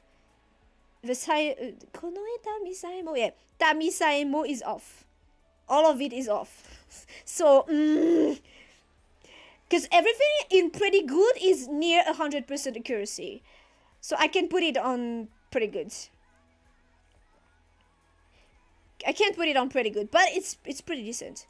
I like the performance, just wish that it was a bit tighter, but that's part of my weaknesses. I do struggle on pronouncing fast and changing notes fast. Which means I should do more songs that require that, I guess, but yeah. But then again, there's nothing wrong playing with your own strengths, so yeah. That Kimariki Takodok was much tighter. So yeah. It's possible. You can do it, Nova. You just are not very consistent. I guess I'm just not a very consistent singer. But yeah, no, it's decent. It's decent. I can't put it in the same tier as the pretty good ones because it has some off parts to it. Ah, no, but wait, Confusion is in pretty good despite having... Ah, yeah, no, but looking at the ones in this tier, no, okay. You get up. You go in pretty good because you're better than the ones in this tier, I guess. Alright. Next. Okay, so we are finally finished with singing March of that year. Of last year. Hopefully, I will do better. In second March of this year, hopefully. Next one. Resist by Tesseract. Okay, so it's my second metal song. Not really well, I'm not counting the karaoke ones. Not tied to anything Japanese anime-ish. And we're going on the progressive ambient register on this one. Honestly, I believe this one is pretty good. At the very least, pretty good. At the very least, it's pretty good.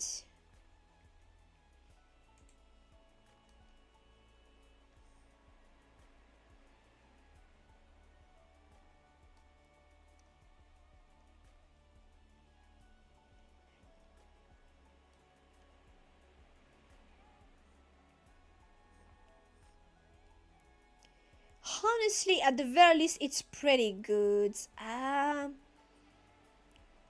Does it have a little something that puts it higher up? Almost. I'm hesitating.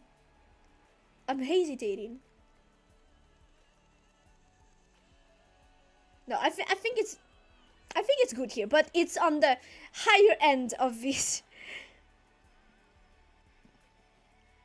It's on the higher end.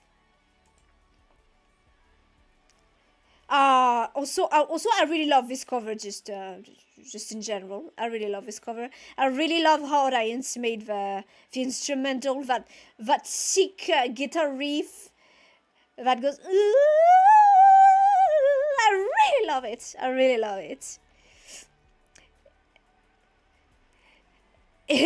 Make a sub tier. I feel like I have this tendency to make 70,000 rolls, so no, I'll just leave it at that. It's not that significant that I would make a new tier for it, so yeah. Next one, okay, so this one is also one of those Pedren covers, not planned. Reaper by Senarin, Sosa Wano song. I was sad because this one didn't get much attention at the beginning. It did, however, get slowly. It was really underperforming when it first released, but it did slowly get some views in the background. So that's a really nice graph to look at, because it's a constant up, and you love to see it.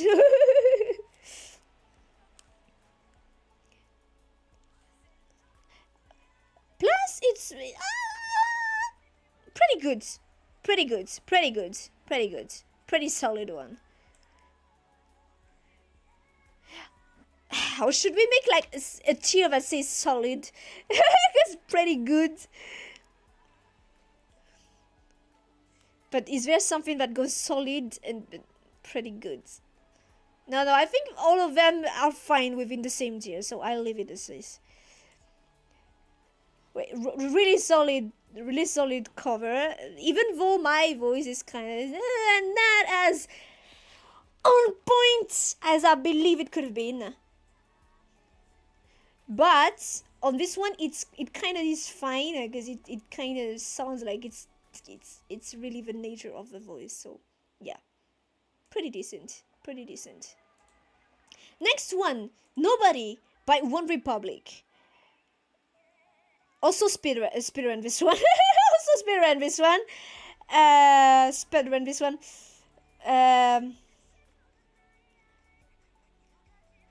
It's just that the song sounded cute. And also got a good amount of attention. Right now sitting at 1K5.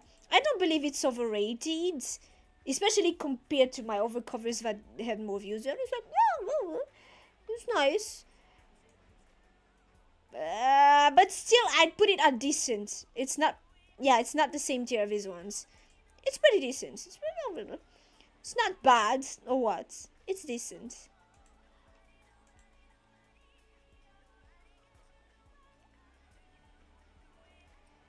Plus, I'm able to do that the transition between chest mixed to head correctly. It's something that I can do, but sometimes it sounds really bad. Next, それは小さな光のような by Sayuri-san.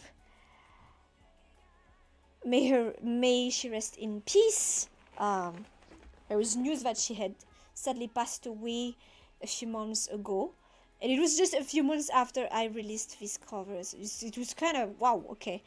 Plus she was something like 28. Really very sad news. But yeah, the ending from the anime Erased, Boku dake ga inai machi, in its original title. An anime that I recommend checking out, by the way. I think it's between decent and pretty good.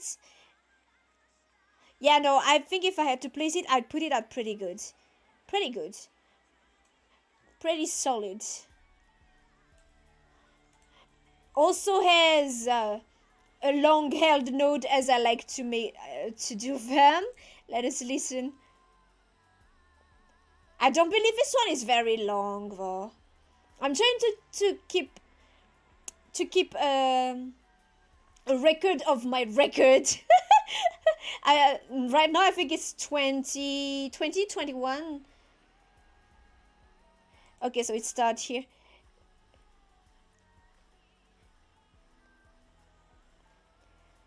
It starts on that koto. Minna. Ah.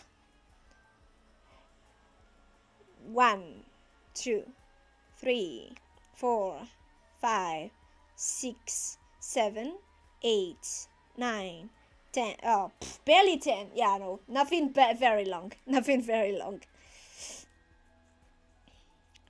How she died? It was from sickness. Apparently, she had earlier last year, she had taken a hiatus because of some health issues, something to do with her throat or something like that. I don't quite know the details, but yeah, it was very tragic.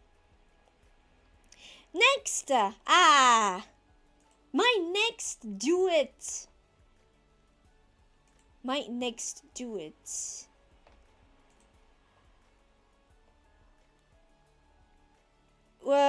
Exile by Taylor Swift, feat Bon Iver, I don't know, the original, with Baron, who also gracefully joined me for my bigger collab that will release tomorrow, that will premiere tomorrow. I'd say it's between pretty good and decent. Again, talking only about my performance again, especially since lower notes, but by that time I was starting to understand the correct way to hit those lower notes. It's by using the fry. Honestly, I think it's pretty decent. However, it's not the main voice, but the harmonics that I believe on right now I'm listening to it on my headphones, it's fine, but when I hear it on my PC's speakers, which it's not necessarily meant to listen to high quality stuff, but I hear it being flat, so that means there is something not quite right with that note. Like, it should be equal on any kind of, on any kind of speaker or headphones you listen to it. It should not feel off tune, and it did feel off tune when I listened to it on my PC speakers. So that means still not tight, which drops it. Yeah, which drops it. I know it's just one little harmonics, but yeah, that's how it goes. Although, well, again, Confusion does have an off note, and it's not. I don't know, but I'm pretty proud of the low notes, but beyond that, I feel like I took it off. Beyond that, I feel like maybe, I don't know.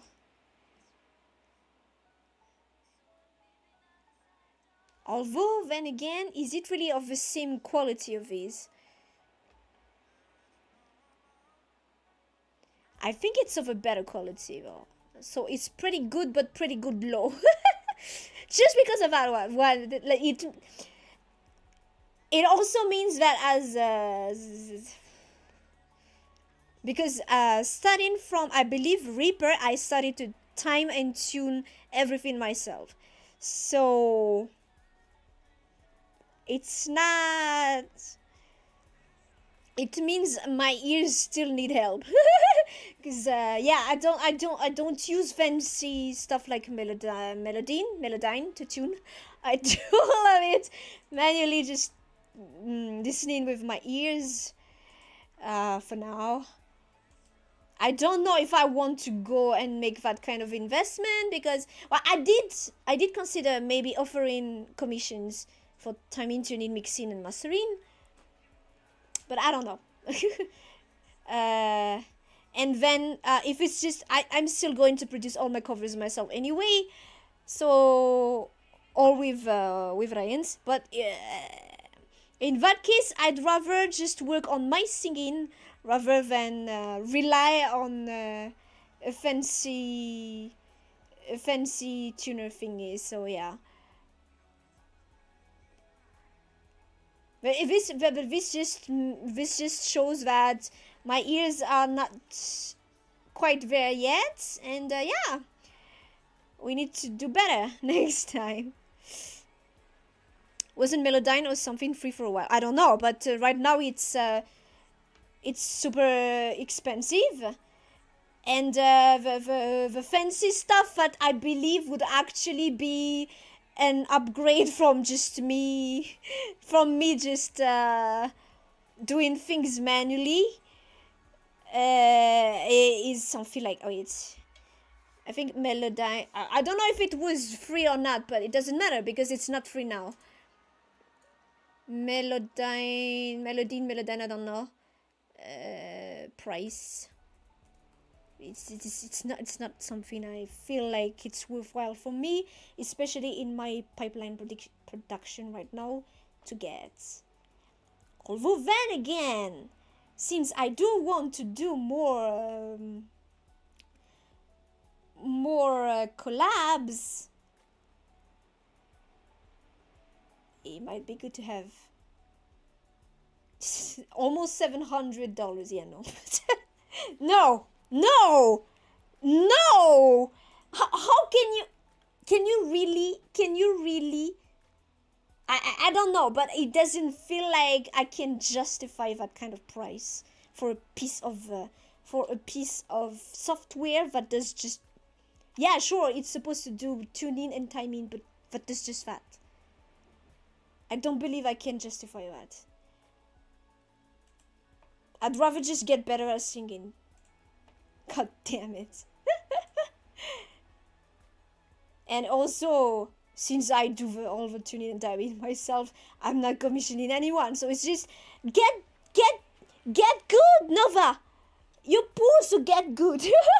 But even without the whole price thing, it's just a point of pride for me to be able to actually sing right, instead of just relying on a piece of software.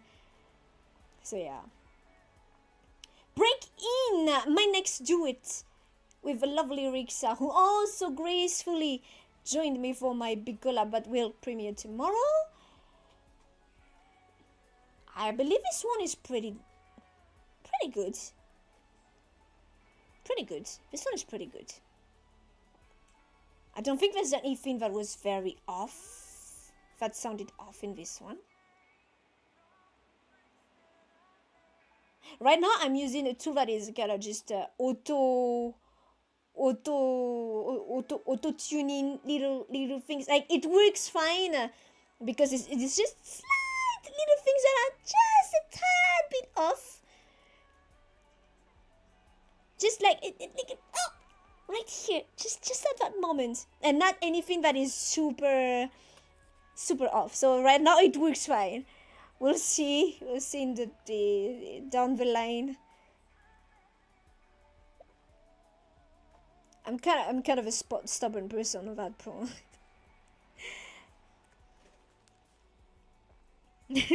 Custom melody depends on how much you do it, but needs it. Yeah, that's my what's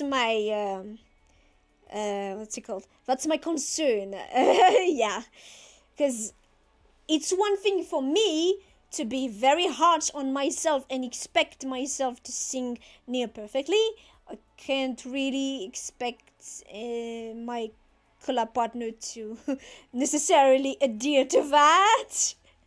Plus, it's gonna be something like, oh, I'd like to sing with you, please. Don't worry, I'm taking care of everything. to begin with. Yeah, so yeah, we'll see anyway, we'll see, but I don't believe the basic plan, the basic part of Melodyne is gonna do much. It's gonna be an upgrade for what I'm using, because it's the real upgrade would be to be able to like tell it, okay, I want this note precisely, but the basic version doesn't have that, so it's kind of worthless to me. Okay, next. Did I already put this on? Yeah, no, it's pretty good. And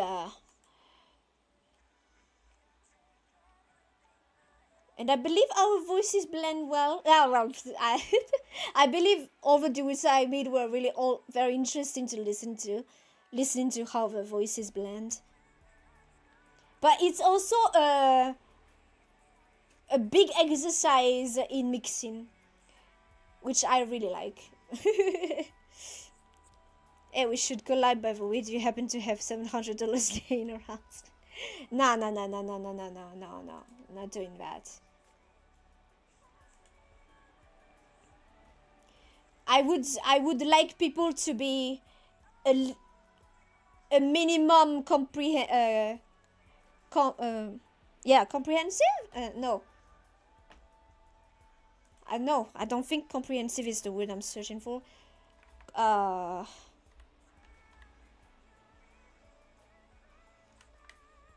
Or is it? To be able to understand that not everyone has the same standards, not everyone has the same purse. So I do that to people too.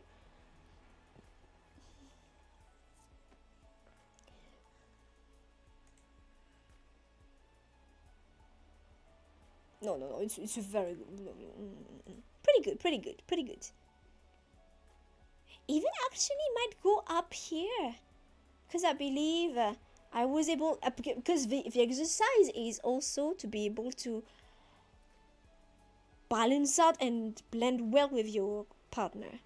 It's much easier for me when I sing live with someone to adjust myself to them.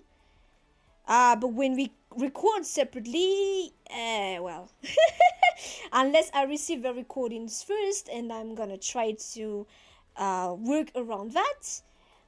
Yeah, you can't really count on being able to adjust yourself. So it's all an exercise in mixing.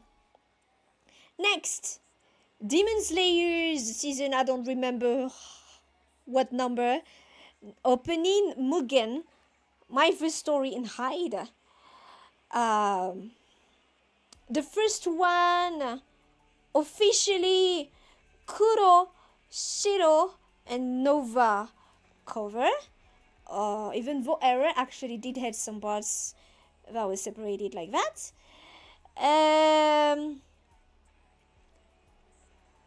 Well, honestly, from pretty good to still proud.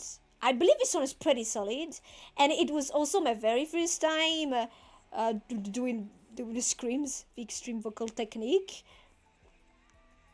I believe this one is pretty good.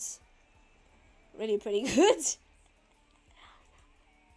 For something as my first attempt at it, and plus it kind of came in impulsively. As in, I wasn't sure I was gonna include the scream at first, and then but at that time I was already starting to try learning on my own to try to unlock it, and I kind of impulsively just tried it out, and it kind of was decent enough. So yeah.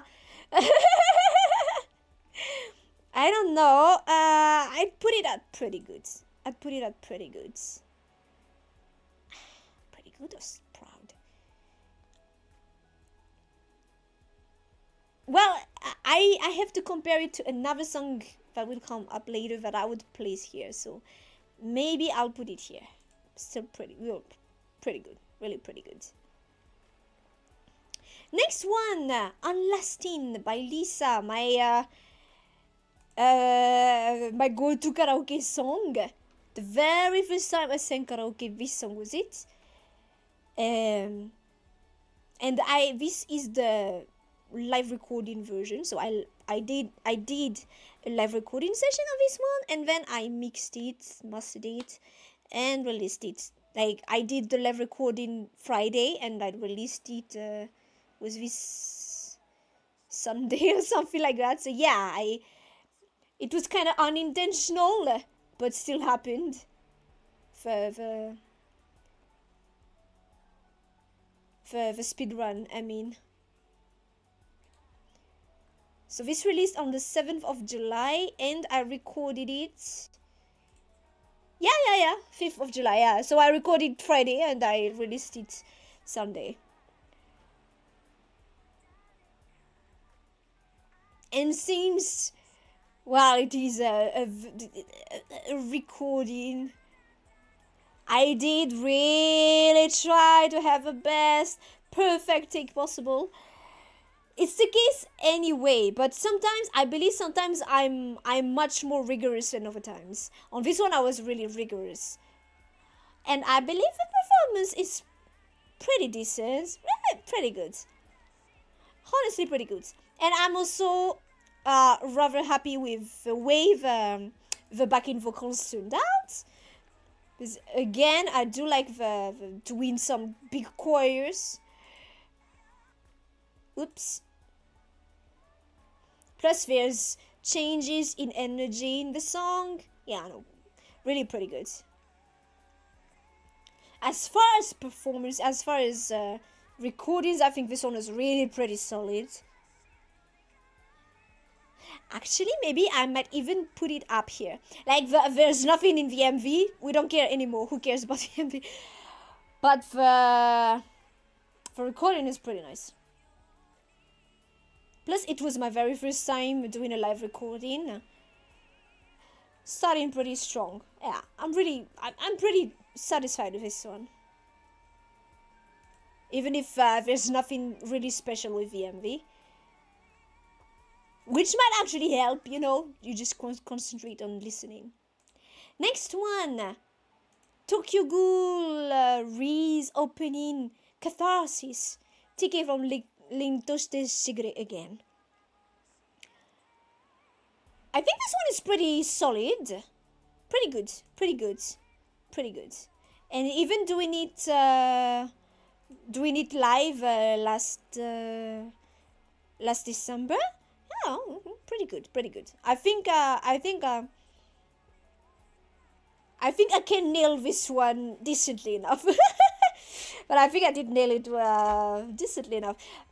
Fun fact, I had already turned in my recordings to Ryan's, and then he presented to me the final mix, and I was like, and then I started the MV, and while doing the MVs, and then I was putting the lyrics and all.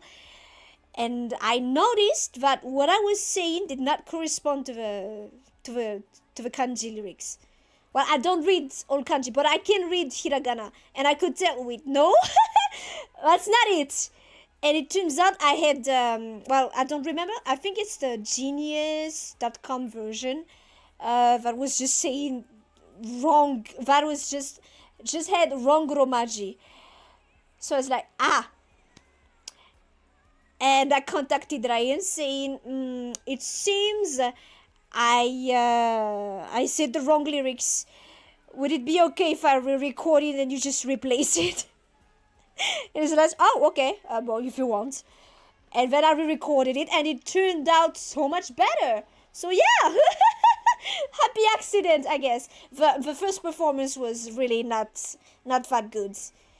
There are some notes that are not good, kind of wobbly.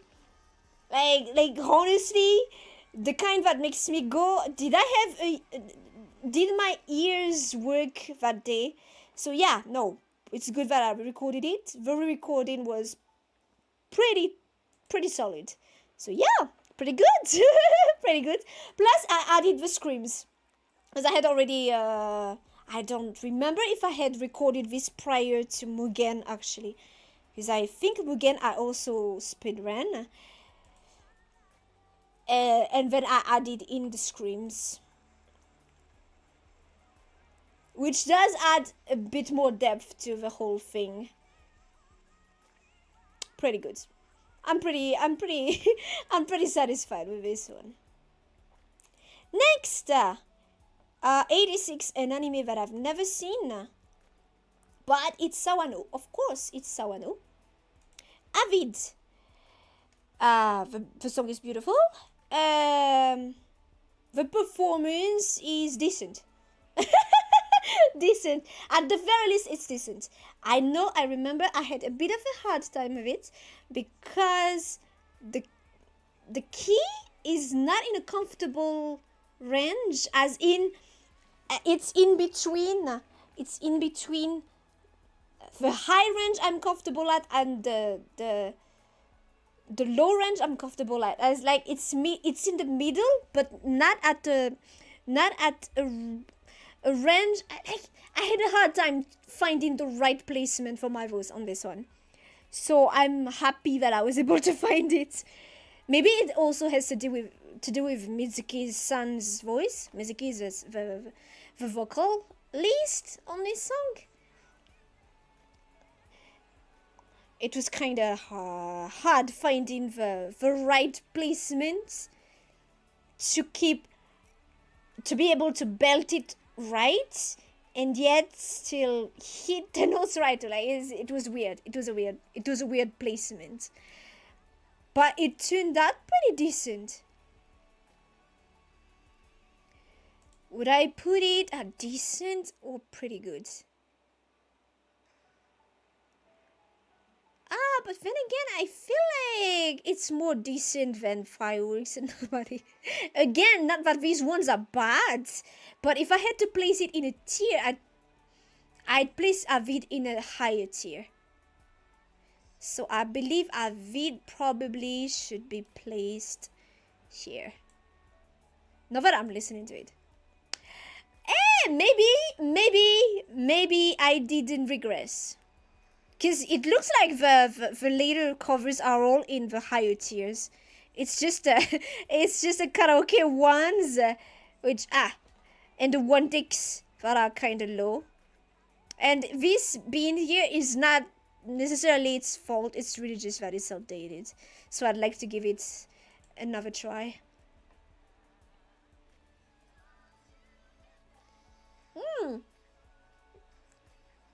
No, pretty decent.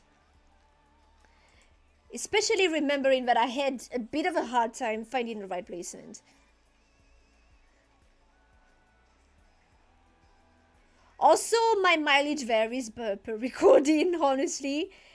I guess I'm not really that consistent. Sometimes I'm like, oh, that was good.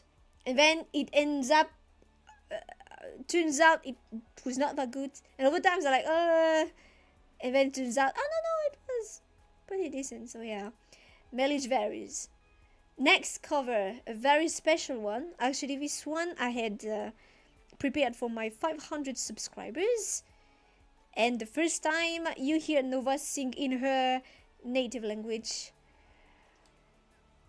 A special song, not only because of that, but also because of the message that really resonated with me, and I believe resonates with many people out there.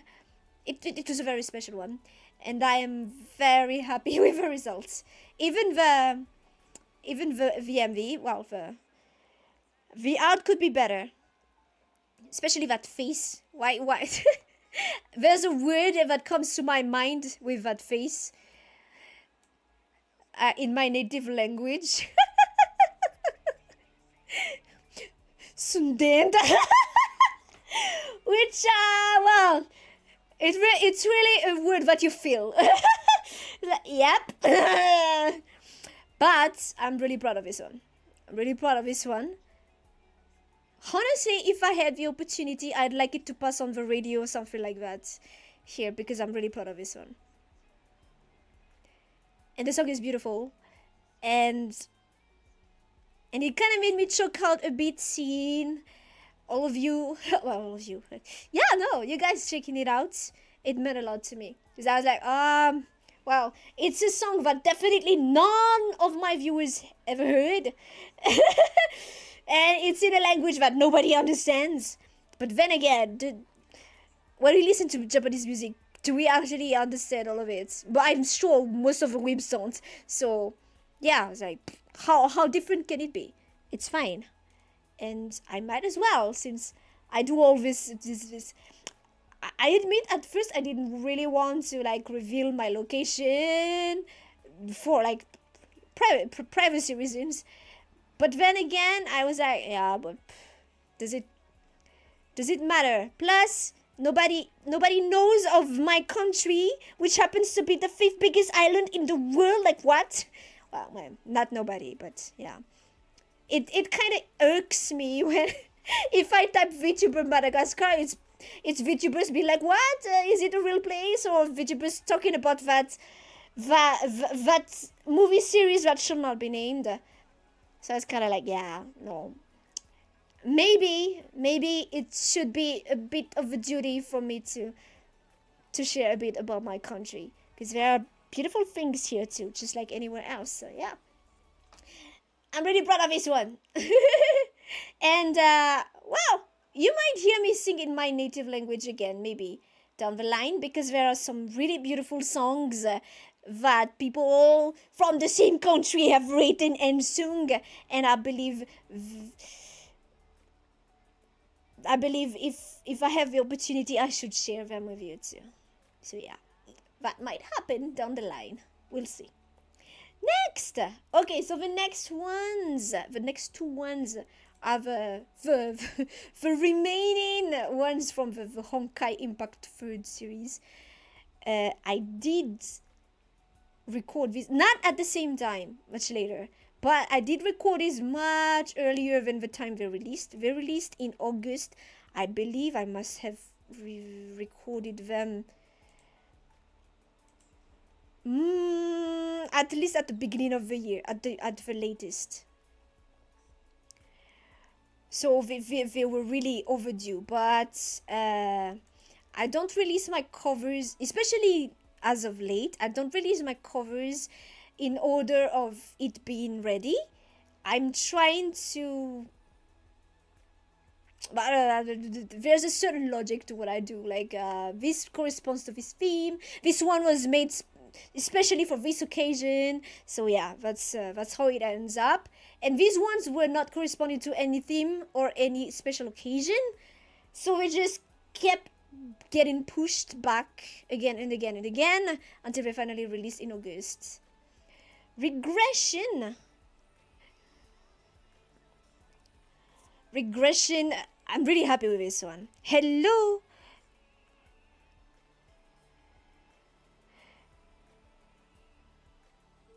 How am I supposed to pronounce your name? I'll just say, hello Wolf, welcome, thank you very much for dropping by. Have you heard Miki Matsubara? I know of the name, but I don't know if I've ever heard any of her songs. People aren't robots. Lots of stuff can affect performance, especially when it comes to imbuing emotion to singing. You imagine? Well, yeah, no, of course. And I get every professional singer has their bad days, you know, obviously. But still, I endeavor to at least in those covers, those monthly covers, those monthly covers, the ones maybe you have noticed it, but some of these covers are titled differently. Like the standard is title, artist, cover by Kuroshiro. Those are the ones that go through what I will refer to as the normal pipeline. The one where I record, try to get the best takes, and then it goes through tuning, timing, mixing, mastering. And then there's ones that are titled Nova Sings. Those are the ones that are much less polished in general. So either it's something that I speedran and did not meant to be of the same kind of to reach the same kind of standards as the other ones, or it's a karaoke take that I released individually for one reason or another. So yeah. But I endeavor to at least do something I will not cringe at in those normal covers. Regression, I'm really pretty satisfied with the results. Because again, it's sung by a man at originally, which means it's kind of below my range. But at the same time, it's not that low that I can't reach it. But it can be really that interesting if I just sing it all the way with the original octaves. So I was like, yeah, I should be able to belt this in the higher octave, and I was. And I'm pretty proud of that. Well, obviously it's a much higher belt. Like, it's more head than chest at this point. But when I reach that sweet spot, it's really satisfying. And I did it on that part, that higher octave. I did it. It was the first take, and I was like, okay, works. I didn't have to like repeat it 50,000 times. So yeah, and I believe the emotion does hit very decently. So I put that one at the proud tier. It's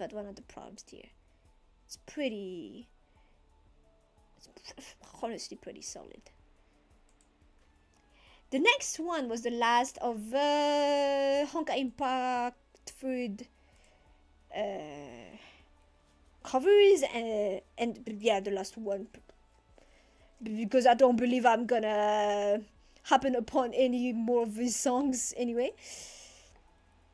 Dakapo, which also is like which marks the ending of that part of Honka Impact Food. Also the part I know Bova liked. It's a cute song, and the cover is pretty decent, I believe. Didn't get that much attention though. Like, maybe it was just past the time people had interest in it. That happens. I believe the song is pretty decent. Wait, was that a bit flat? The notes are a bit wobbly. Yeah, no, the notes are a bit wobbly, not quite there. Decent. I'd put it at decent.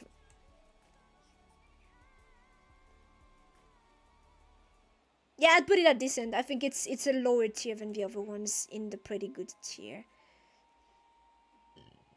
Okay, next. Aha! Okay, so we're entering September 2024.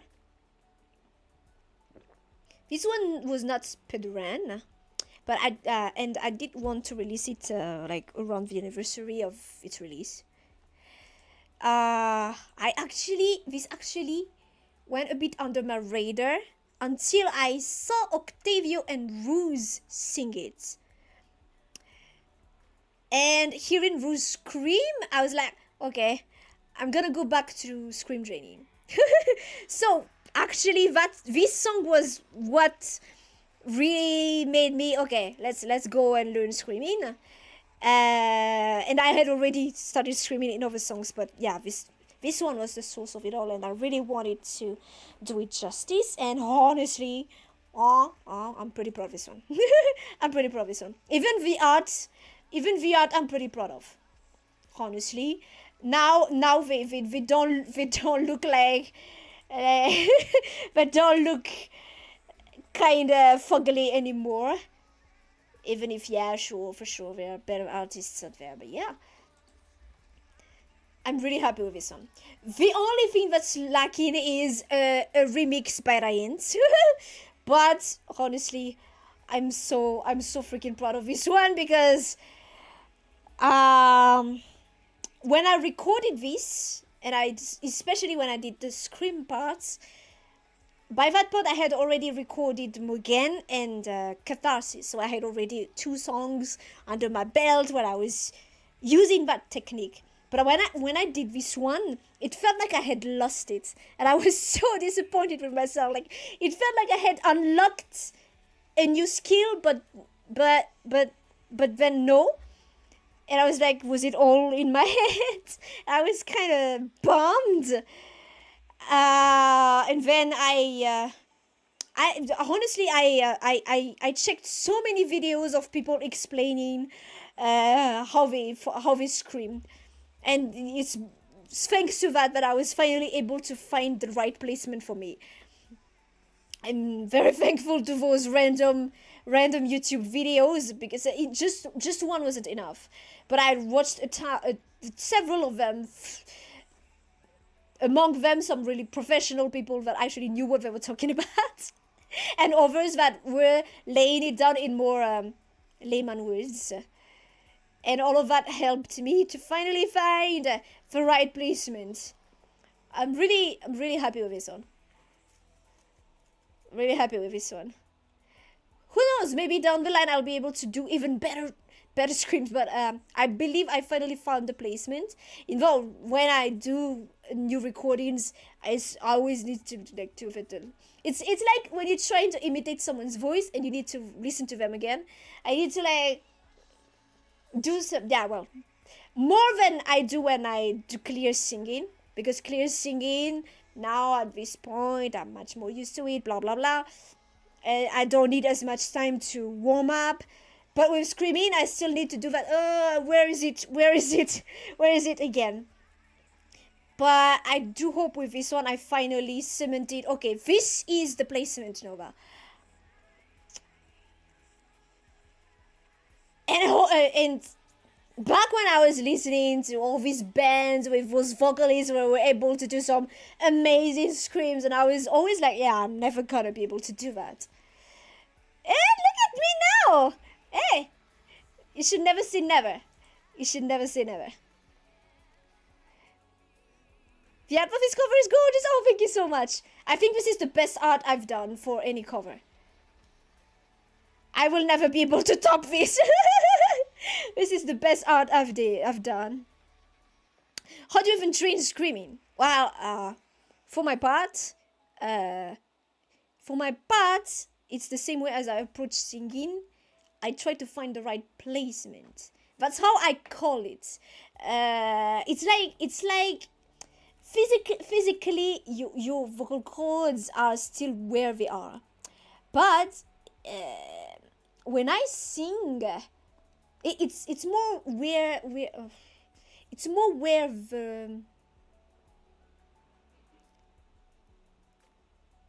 most of the vibration of the song seems to emanate.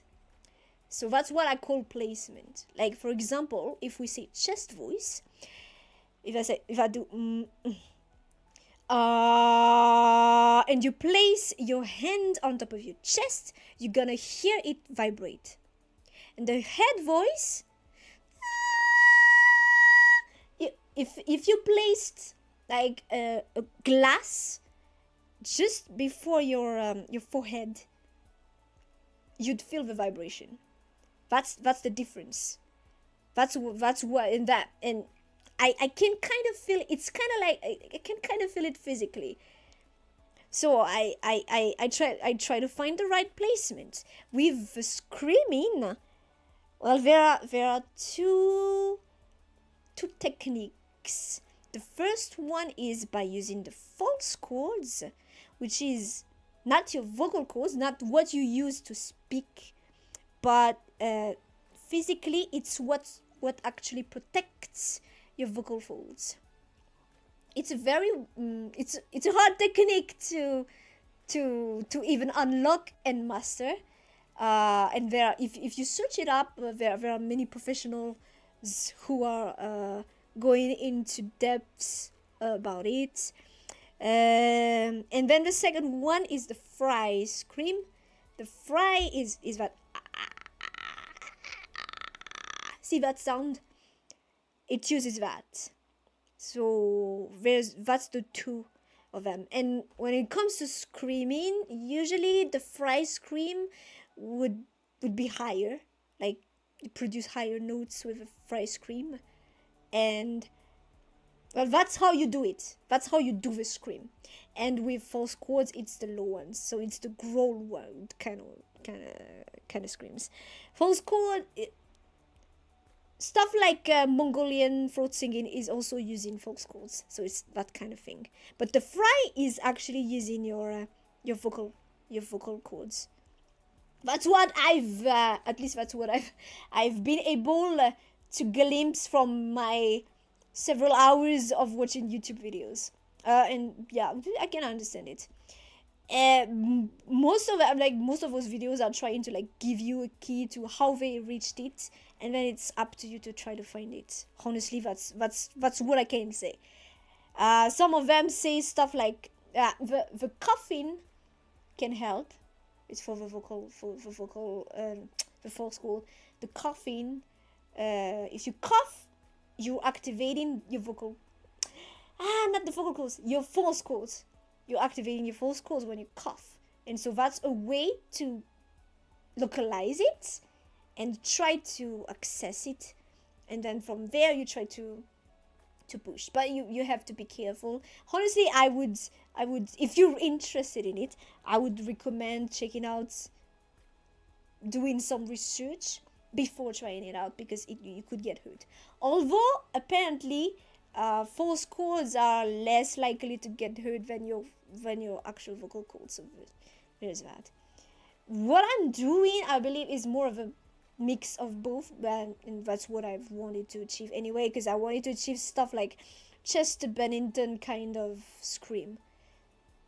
And when you listen to it, it's like he's using both. It's like he's starting with a false, but adding fry to it. It's okay. It sounds counterintuitive, maybe, but that's. I start myself when I do the screams now. I start with a cough, or I start with a cough and like trying to clear your voice, like. That's where I start, and that's why when I know, okay, this is where my placement should be, and then from there, I do the scream. There's no other way I can explain it. It's something that feels at the back of your throat, but since I've only recently unlocked it, I don't really know how much else I can explain it. For me, it all comes down to how I feel it. So yeah, there's also someone, Lauren Babic, is also given her tip. Hers is, it's like you're trying to gag, but bleh. And that's how she accesses hers. If you're interested, I really recommend just checking out doing a ton of research, because I also understand that trying to, like, the best would also, of course, find a professional trainer, but if you can't, you can do some research. Just checking out on YouTube will provide you a ton of videos, and cross-referencing all of them was how I unlocked mine. So it could definitely work for you. Although maybe you are someone who would need more guidance than just that. So yeah, in that case, just doing that might not be enough. But yeah. The ghost from The Grudge would be a great screamer singer. Yeah. So always sounds like it'd be destroying your throat, but guess that's where the training knowledge comes in. Yeah. Like it's kind of natural when you hear the sound. When you try to reproduce it, you're gonna try to reproduce it and force yourself. And it's just like when you hear someone belting, you try to reproduce it, and you're just gonna hurt yourself. But it's just like singing. It's the same. it's the same kind of base technique, as in you always have to support, to breath support it. Breath support is when you, it's like, is when you you engage your is it lower abdominal muscles. When you do that, that's the part of your body who's gonna be straining to allow you to sink, instead of you doing it from your throat, because doing it from your throat is when you hurt yourself. So it's the same thing with screaming. You gotta breath support it afterward. Once you find the correct placement, you're gonna breath support it. It's all about breath, because your voice is a breath instrument. Well, it's both a breath and a string instrument, actually, because your vocal cords are like strings, but you also add the airflow to it, and that is what produces the voice's sound. So yeah, it's both is it breath? No, in French it's called instrument avant. That's why I say breath support. Instrument avant. In English, how's it called? Wind instrument. Yeah, of course. No, you're so dumb. You're so stupid. Yeah, wind instrument. It's both a wind instrument and a string instrument, technically. So yeah. I am a singer, so of course I'm fascinated by by singing. But I really find it such an interesting instrument, and you can produce such a range of sounds with it. That part sounds similar to weight training. Gotta steady your core before you start swinging weights around and all that. Yeah, exactly. If you're not knowledgeable, it's just natural for you to try to just sing from your throat. But that's why, and even not singing, even just speaking, like if I was to, like right now, I'm engaging my breath support when I'm speaking, especially when I'm speaking loudly, except when I'm surprised or startled in a game, because there I don't really like. It has started to become second nature to do that breath support thingy. Probably because of the singing. So even now, it becomes kind of hard for me to try to like do it without. Not that I should be doing it without, but yeah. But even while speaking, I feel like it does engage, but except when I'm startled, and then yeah, I am probably hurting my throat. But when you get startled, it's subconscious. It's a reflex, and it's apparently a reflex that comes before the breath support reflex. So yeah, it's kind of bad when you're a singer and you get startled like that, especially before live or something like that. But yeah, a mid-wind instrument as opposed to woodwind. Yeah, definitely wood or plastic or whatever else. Yeah. Pretty much. All right. Closing that parenthesis. Or I don't know if it's pronounced like that. Then someone is gonna tell me, no, that's not how it's pronounced. English. I cannot English anyway. Parenthesis. Huh? Parenthesis is the American pronunciation. The British says parenthesis. Okay. At least it's kind of the same. You just hear that the other one has an accent. You played harmonica for a bit as a kid, but never thought too deeply about it. Well, when you play a wind instrument, you probably gonna just engage the breath, your lower muscles. Or I believe so. I don't know. I'm just assuming. I don't know. When I was a small child, I did have how's it called? La flûte à bec in English. Is it just the one that's called flute? No. I think it's the recorder. Ah, yeah. La flûte à bec, the recorder. Yeah, okay. But flute is the other one. Why are they differently named like that? But I believe what is called a flute in English is la flûte traversière. Okay. So in French, the recorder is called flûte à bec, which if I was to translate it very literally is well, you put in your mouth. It's the yeah. But the flute in English is the one that you play horizontally.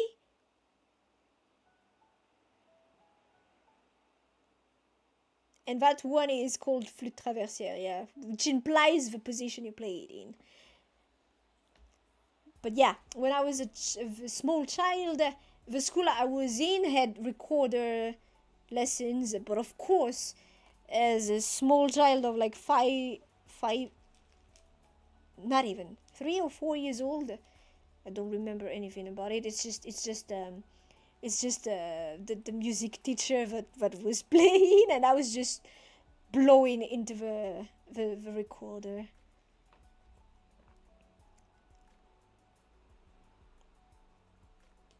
The recorder, the one instrument every child had to learn for some reason. Really? It was something specific to that school, I believe. I don't think that's something you see everywhere. But so where you are, it is the case. That's funny. Okay, next cover. Sayonara Subarashi Sekai yo. This one actually was supposed to be... Well, I was supposed to do it in the karaoke of the previous month. But the previous month, or I don't know, I don't know if it was the month before this, but it was supposed to be part of the karaoke, and I didn't know the song well enough by the time the karaoke rolled in, so I was like, wow, okay, you turn into a cover. I really like the song. Funny anecdote. So when I'm gonna record a song, I start by trying to identify what tempo and time signature the song is in. It's gonna make it easier for me to follow the tempo and to time later on. And so I started to try to identify the tempo of well, to begin with the time signature of this one. It's an odd time signature, so it was kind of okay. And then trying to identify the tempo, and it turns out this thing changes tempo and time signature every so often in the song. Like by the time of the first chorus, or by the end of the first chorus, it was already changing 3 or 4 times, and I was like, nope. And so I did this without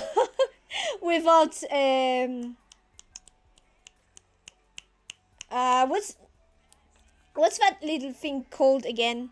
The thing that keeps time.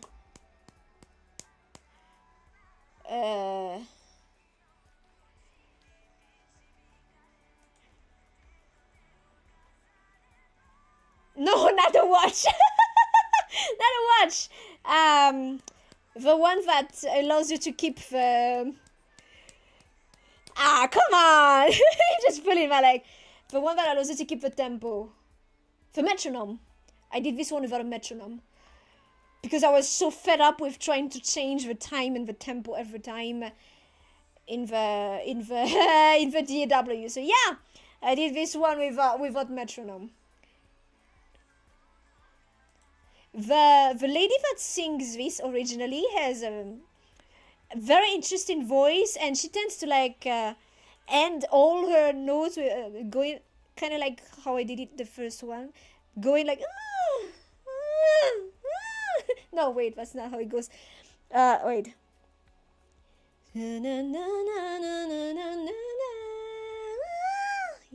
She tends to end all her notes with something kind of like a voice break. I just did it on the first one, and it's not a voice break, it's an intentional, it's not even a voice break for me, but yeah. So my version is much more straightforward, but I believe if I'm gonna make a cover, I shouldn't just try to blindly copy the original, unless the whole exercise is to see how much I can copy the original. But in general, I try to do it my way, and there's a balance to be found. Like, you can't, for example, I believe I've observed that artists in my country tend to do too much improvs when they do covers, so it makes the songs kind of unrecognizable. There's a certain balance to be found between staying faithful to the song, but also giving it your own twist. For my covers, my approach is giving it my own twist instead of just copying the singer. So yeah, that's also why you will see me cover too much Ado, for example, because like I could, but I feel like most of the time people just expect the copy, like for example Show, which I find to be a very fun song to sing, but I feel like it comes with expectation. You have to do it like she did, and I find it kind of for me personally, I find that kind of worthless for me, for my time. Like, my exercise is not to try to copy her, but actually bring something of mine to the song, because otherwise why should I even bother? So yeah, all of that to say, my version of this one particularly is even more different, because I do not sing it the way she does at all, which shouldn't be a bad thing anyway. I'd put it at especially since there is no metronome, and with the way the mic is the feedback has latency and all, and the notes are kind of weird. I'd put it up pretty good. It's between pretty good and decent, but I think it's more on the higher tier than the lower tier.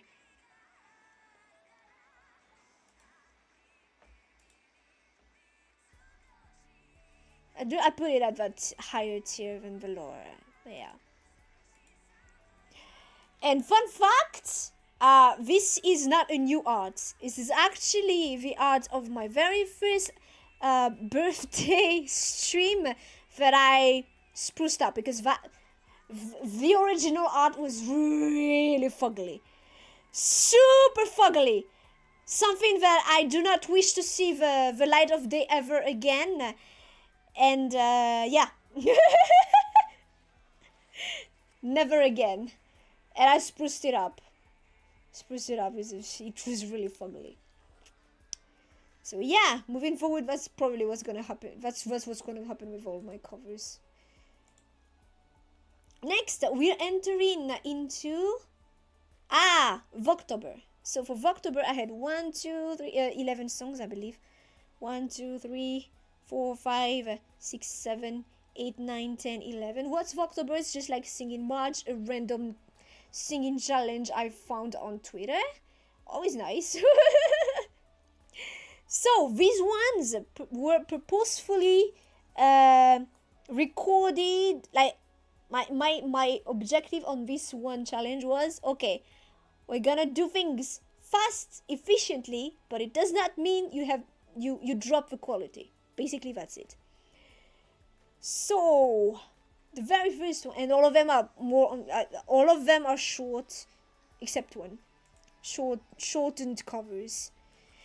The very first one, Antoinette Blue, Diggerman ending song. I don't remember which number, but whatever. most of them are kind of... I did really minimal takes on these ones. Like, much less than what I usually would do. And I didn't chase after that near perfection. I was just like, okay, decent. Notes are mostly there. Tune it and make a good result. It was also a good exercise for mixing and mastering. Time into the mixing and mastering, so yeah. All of it I produced myself. The wobble. the voice is wobbling. Decent. This one is decent.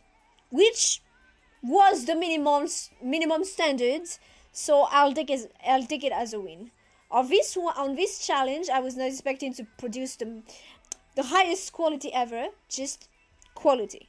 Like decent quality, even if it's not my most favorite thing ever. So I believe this one I must have like made one take or something like that. 1 or 2 takes max. The problem is, at that point I was not yet aware that my buffer size was too small, which means my DW kept crashing. So I was not actually able to do actual one take of the whole song, except for like 1 or 2. But now I know, so I should be able to do 1 takes now. Next, the emptiness machine. This one I did like in 3 hours. Towards the end, when I was uploading all the songs, I had already finished all the songs. Actually, I recorded everything in the same day. And then I did all the MVs. It's the same template, just add the lyrics. But as I was uploading everything, one of them got blocked. And so I was like, oh, I need to change songs. And so this is the result. I'm pretty much sure I must have done this one in something like 3 hours or something like that. Pretty decent for such a rushed work.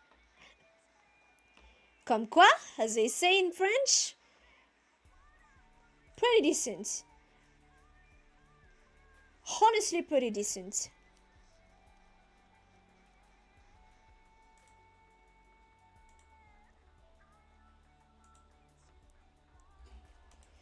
Next one, Senayuru Koide. Aqua Times. It's the ending theme of the very first movie of Bleach. But I think it's a friend or something like that made me listen to it before I even saw the movie. I raised the key quite a bit because the original singer is a man and it's kind of out of my range. So I raised the key. And I must say, FL Studios, what's it called? Whatever algorithm it's using to change I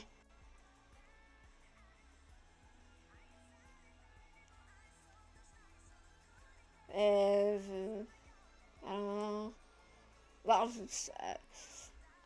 the tonality, not tonality. What's it called? I don't know how it's called in technical. But the height. The height. No, is it the height again? It's pretty decent because it's decent to listen to. Decent. Not much to say. Pretty decent. Next one, but most of all are just pretty decent, which again was the minimum. Motherland Crystal K, which is I think it's the 3rd ending of Full Metal Alchemist, the 2003 anime. I'm pretty proud of this one. Because I literally did it 1 take and there is no tuning whatsoever. Because I was like, oh, well, those notes are hitting where they should be. So I left it as is. I'm pretty proud of this one. Pretty good.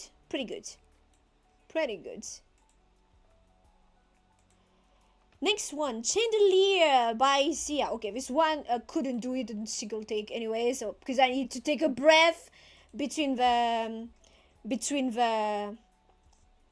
before doing that before belting the I'm gonna swing on the chandelier. So yeah, not a single take, but as few takes as possible. That's one section, I can tell you. I think that I recorded it like in 3 or 4 sections max.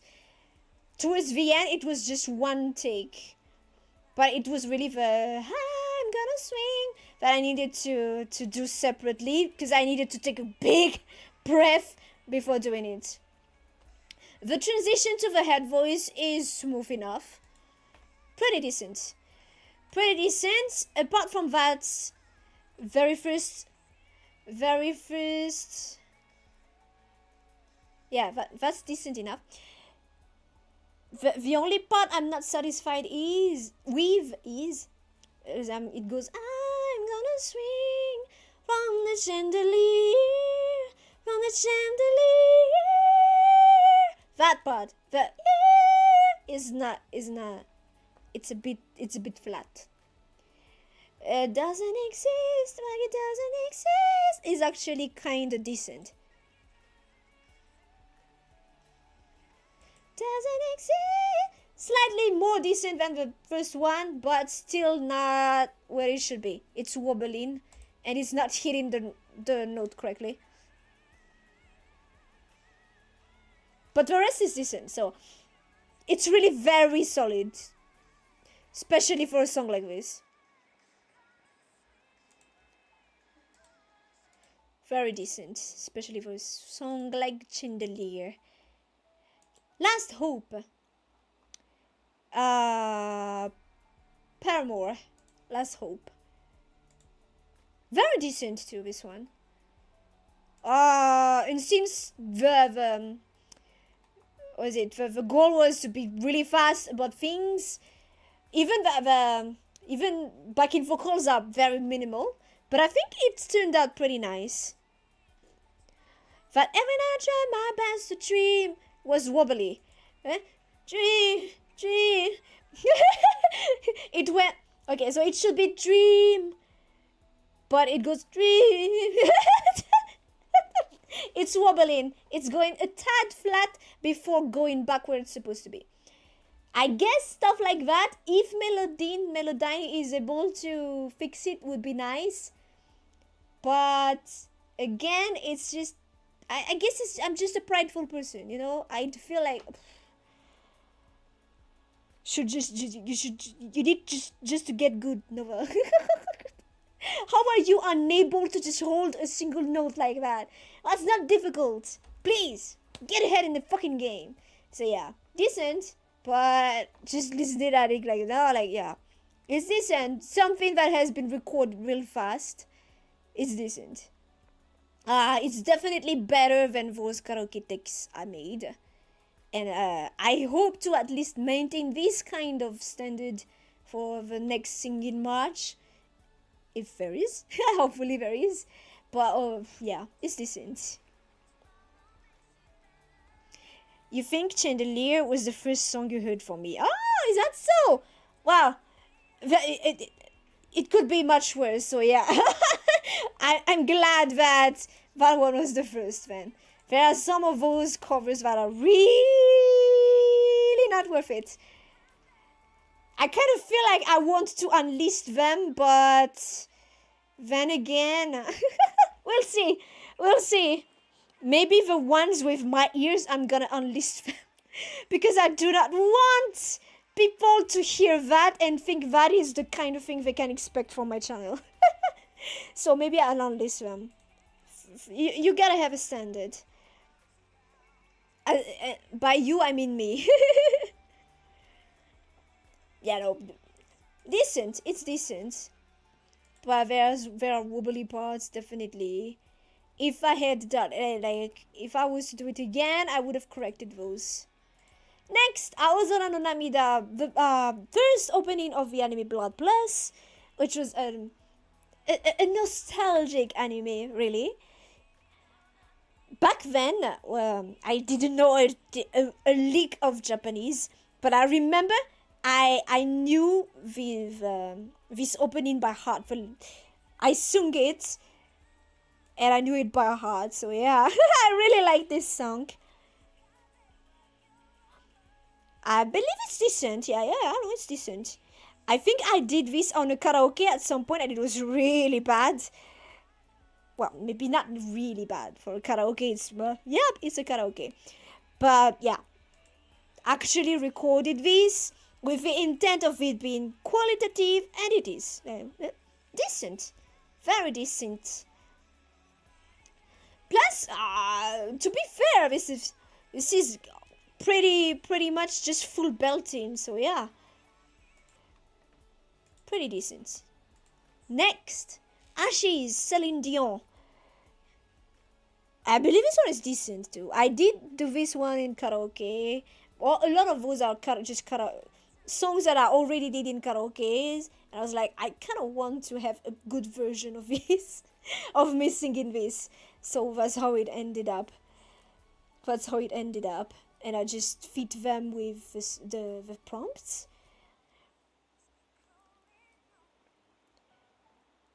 Yeah, no, Ashes is pretty decent. I'm gonna listen a bit to the chorus. It goes up and down, up and down.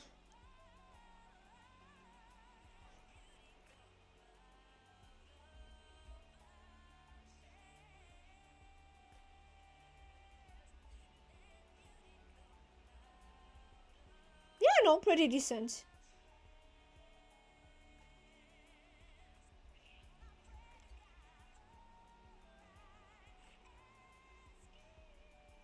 Pretty decent. And as I said, at least for me right now, that little tool of auto-tuning, that does just slight little things here and there, not altering much of it, is handy enough. When I feel like, okay, a big part, like too many parts of the song are just a tiny bit slightly off, I put that one in. It's I don't remember how it's called, but it's a pretty nifty little tool. Lullaby by Nickelback. This was the one I recorded the first that day, because it's the lowest key. So the lowest range, I always start with the low to go back up, because I'm not able to go back down once I go up. Could be better, but then again, it's not really my range.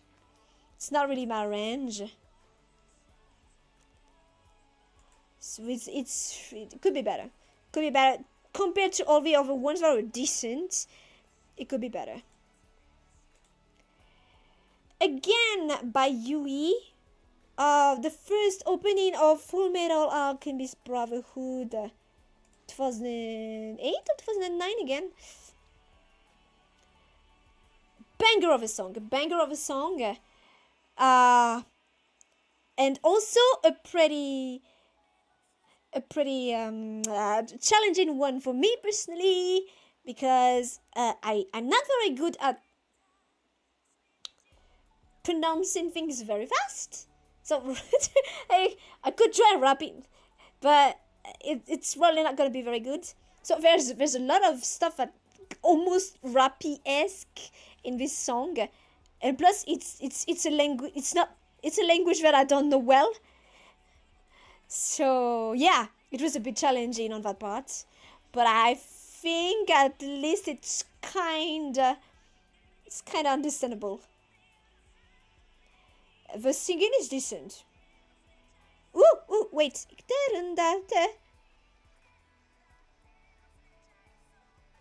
Still a bit flat. I probably already tried to arrange that one, to correct that one, but still kinda decent, pretty decent, very decent. And then we ended up the Vtuber challenge with Lithium, the only full song, and my biggest disappointment of that series, at least. not only are my notes super wobbly, but that last note, I'm pretty sure I should have just belted it. I don't know why I didn't. Probably because I was hard pressed for time. And to be fair, this was the last song I recorded that day. Let's say maybe I was a bit tired by that point. Honestly, this one, I would like to redo. If I did it again, I'd do it better. I don't even know if it should. No, it's on air. It's not my ears kind of thing, because it doesn't start on something completely off like these two, but and these two are gonna get unlisted immediately after this, but it's gonna get unlisted, but you can listen to it in the playlist if you want to hear my shame, I guess. Oh my god, why did I even say that? I shouldn't have said that. Not that I believe anyone is gonna try to listen to those, but they're really bad. Okay. The first cover Neo heard was Fireworks. Then the original This Hope Won't Die. Oh, is that so? Also, it was at that time. Interesting. Yeah, I remember you were there. I remember already that you were there for my birthday, weren't you? Or am I 8 months? 8 months since you've been here? Maybe a little more. Oh, isn't that cute? Are you gonna do something special for your 1 year Nova anniversary? But yeah, this cover, especially for the standard I put for that series, like, okay, we need quality, and I didn't even record this in one take. I don't even have that excuse of it being one take. So yeah, and plus I absolutely love this song. So I'm really disappointed with myself on that one. So maybe I'll try to redo it again. We'll see. But I wish it was better. I wish it were better, and especially that. Where did it go? That very last.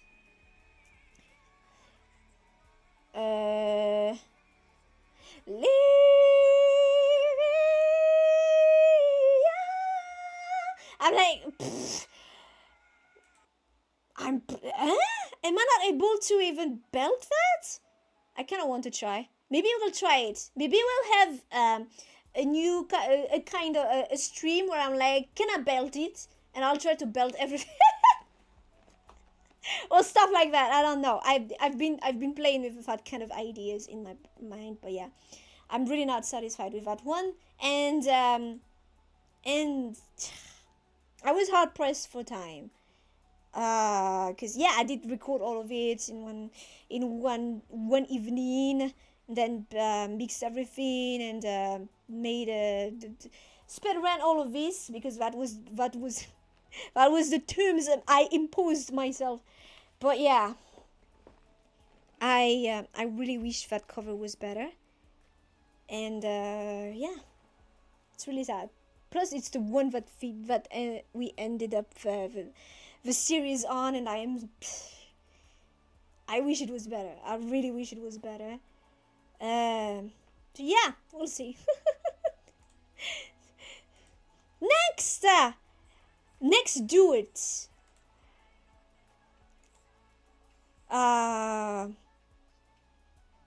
This one, I remember it was a bit of a struggle to balance it right. Because we have very different voices, very different ways of singing. So yeah, there is that. I had the idea of panning things. And back then I was still like, asking Diane to master things at least. So he comes after me when I mixed things, and he made little adjustments, like adjusting the way I panned things, stuff like that, to make it even better. But yeah, Was it this or was it? Yeah, I believe. No, he was still mastering on this one. Yeah, he was still mastering on this one. Cause it's a collab, and I want good quality for a collab, not just me trying to make it work kind of thing. Although I believe I've been getting better with mixing and mastering because I've been working on many songs now. More experience is always nice.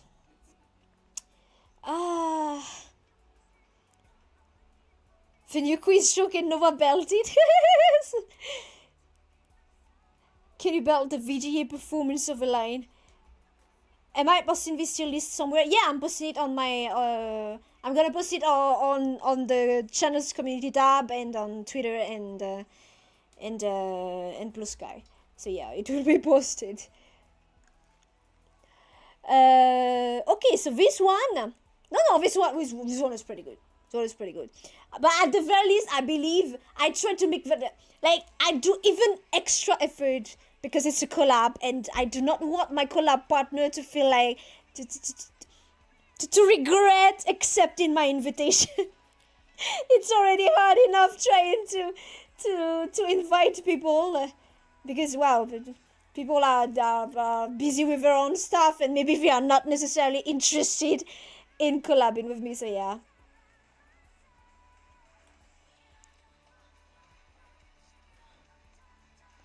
Pretty good. Really, honestly, pretty good. Pretty good.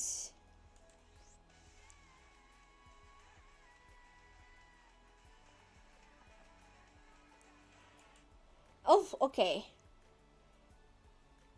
I did quite a few collabs back to back. The next one, Ratatata, Baby Metal and Electric Cowboy. This one, as far as my performance goes, I'm less satisfied. I think as far as my performance goes, it's on the decent side. It's on the decent side because I believe it's not quite tight. The way I started with that chorus, I will push it to the limit, kind of sounds not quite tight. Like, it's not even a couple of cents, but maybe one, but it's not quite tight. I'm not very satisfied. It's just that. But it's very important because it's the first note I sing and it's kind of off. It's bad. It is. First impressions are important. I believe I dropped the ball on that one. The rest is decent. Is decent, very decent. But that one, like, I dropped the ball on that one.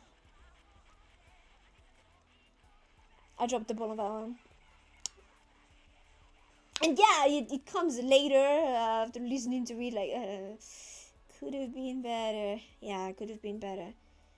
I dropped the ball. I didn't do as well as I could have, and I'd like to apologize to my collab partner, even if they never will see this video. Maybe I should have given 200% instead of what I gave. Next, Shurorira Papa, 100%, a mere 100% is not enough. It's also a way of honoring the collab partner, you know. Shurorira Papa, a song I discovered really very randomly. YouTube recommendation, doing its magic again.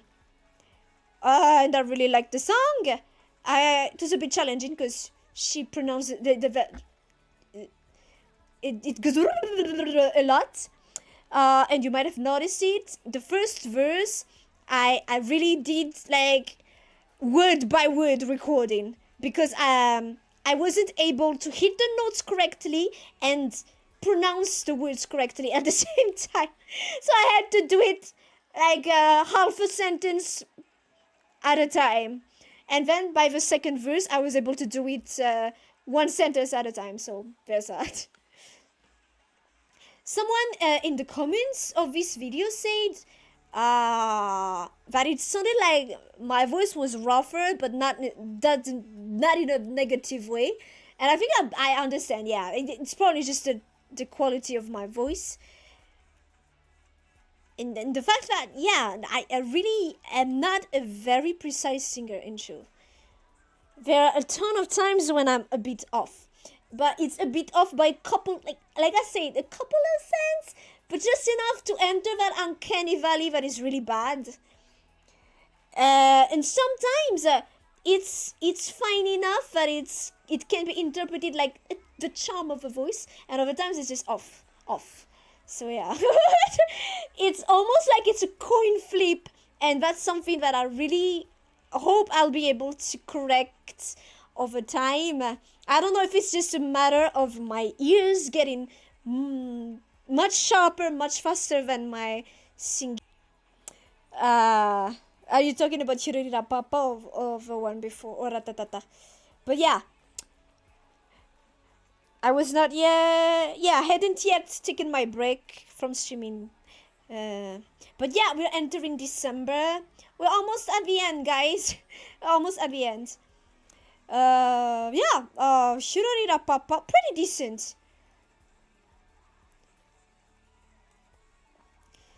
I don't know if it's decent or pretty good. I put it at decent. Like, yeah, I'm hitting those notes, but nothing very nothing to write home about, I'd say. Like, it's decent for the standard I put for it. It's decent. Hirorira Papa. Okay. Still a little buffering. Is it just YouTube? Next one. This one I made a live recording session for, along with another song, by the way. Misery Business. I wasn't able to do this one on karaoke because I can't pronounce the lyrics to save my life. If you were here on if you were there for that live session, you saw how I was always tripping on some parts of the song. I believe it's what was that?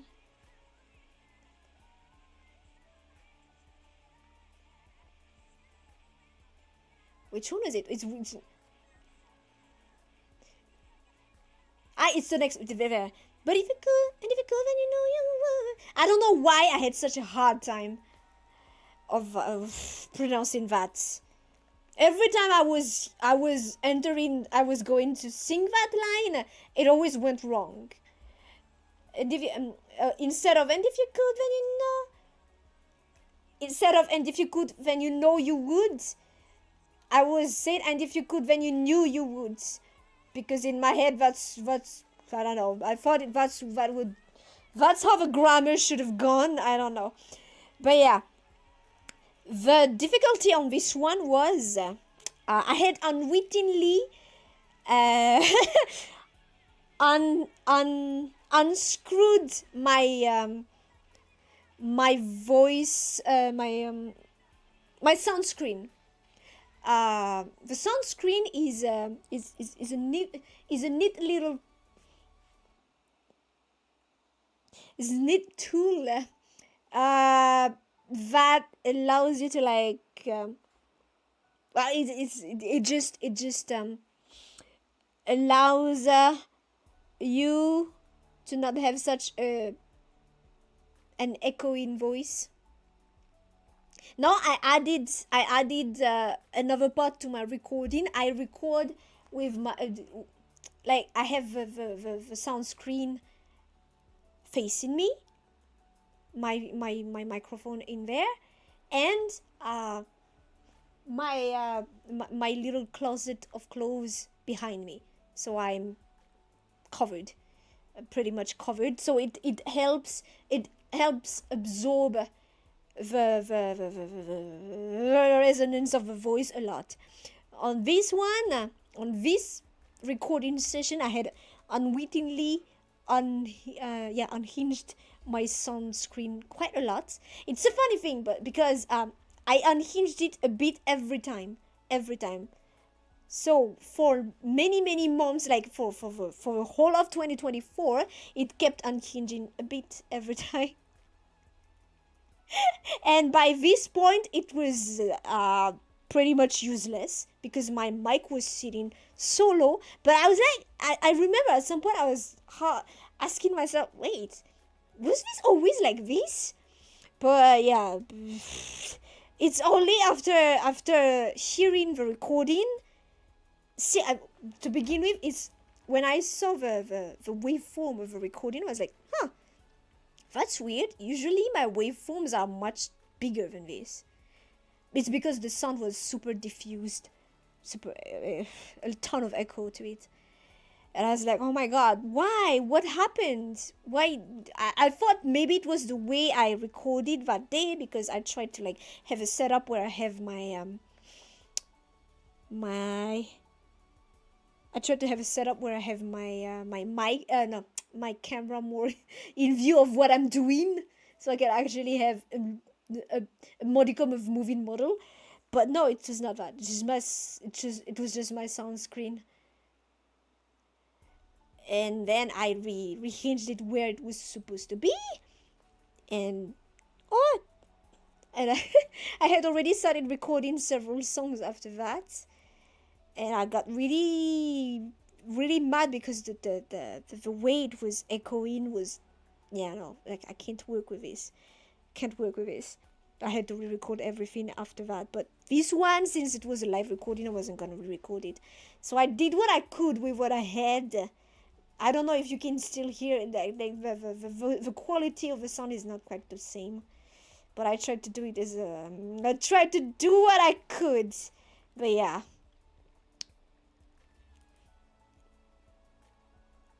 You glad I did this one? I'm glad you're glad. But yeah, that happened. So the other song also suffered from that, but well, you'll see once that one releases. Well, decent, pretty decent, I believe. And well, standard. Next, we're almost there, guys. Just two more, three more. Next, Lauren Aquilina's King. Okay, so this one is directly a karaoke take. Actually, I had to use a voice remover to extract my voice from that karaoke track and give it a tiny bit of editing, because there were some notes that were not quite tight, just a tiny bit, but it's really barely edited. And this is one of my best karaoke performances, along with My Immortal, and what else did we have as a decent one?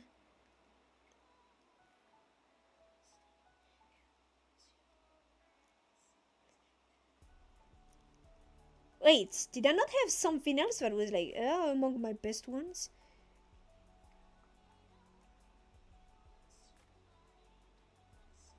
Well, Motherland was not a karaoke, but it was a one take.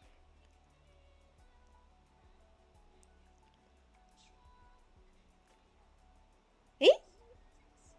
I see no more karaoke here. Huh. What did I say? Did I not have something?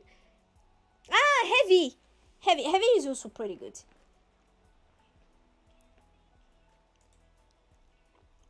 But I believe King is going higher than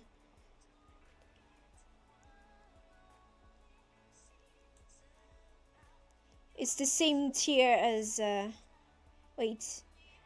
Ah, it should be the same tier as My Mortal and Heavy. I think it's more of the emotional impact of this one that I felt more. I felt like it was a very solid performance. So that's what I was kind of like. I'm kind of feeling like it should be higher than the two.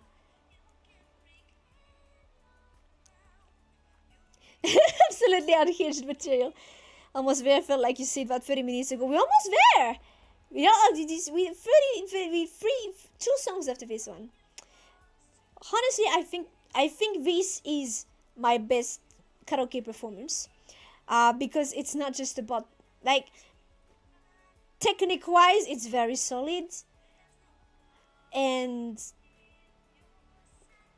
well, I feel like the emotion is the most felt in this one, so that's why I'm placing it high. Even if, yeah, the MV is whatever, although I don't know if I should be placing it above my model and heavy, because it's still a karaoke take, a very decent one. No, but Motherland had absolute near no flaws. Maybe I should drop it. It's decent, but a very tight decent one. And honestly, this is my favorite karaoke so far. Karaoke performance so far.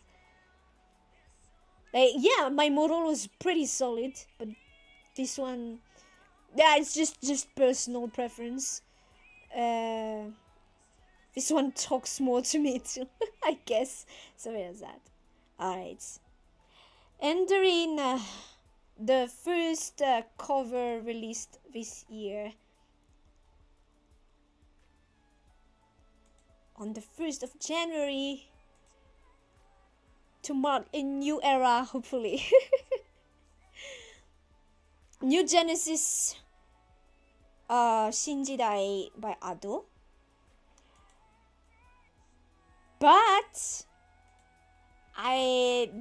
we're not starting very I am very sad to say we didn't start very strong, neither in performance nor in interest for the cover itself. So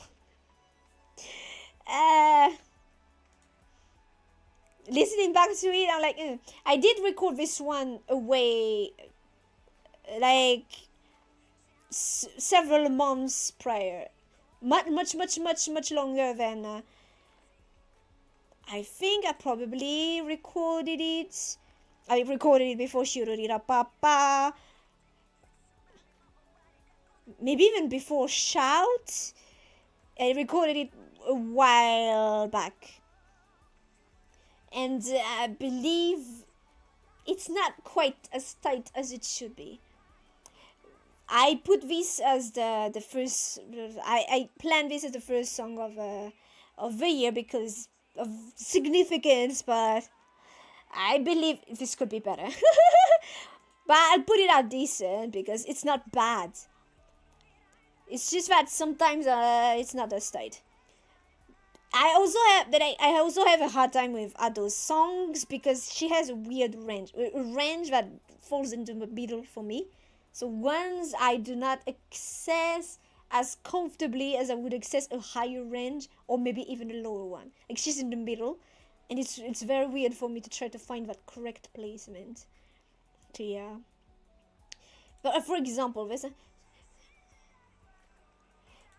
that very first Shinjidaiwa on that very first chorus, that note is not where it should be. On the second chorus, that's where it should be.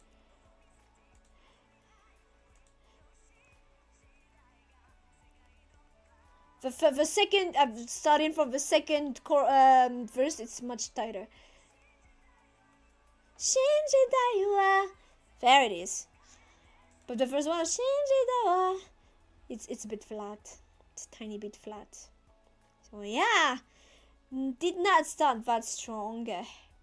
Well, you have days like that, you know. Some days you win, some days you lose. The last one was the one that's released 6 days ago. Okay, so this one, I kind of don't want to show it on screen.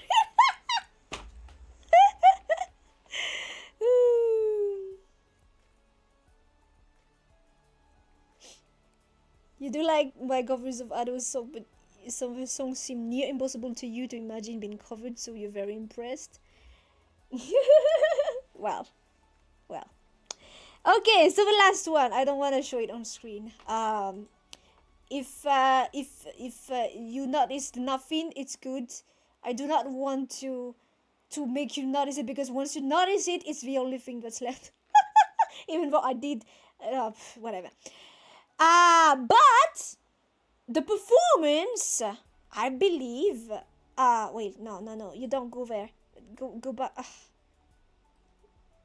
The performance, I believe, is a pretty solid one. Okay, I'll put it on decent for now. Let me listen to it a bit on the background.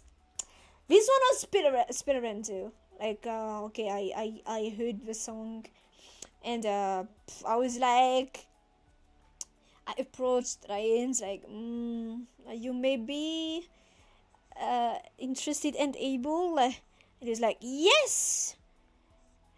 And he did it in record time too. So yeah, huge thank you to Ryan as always.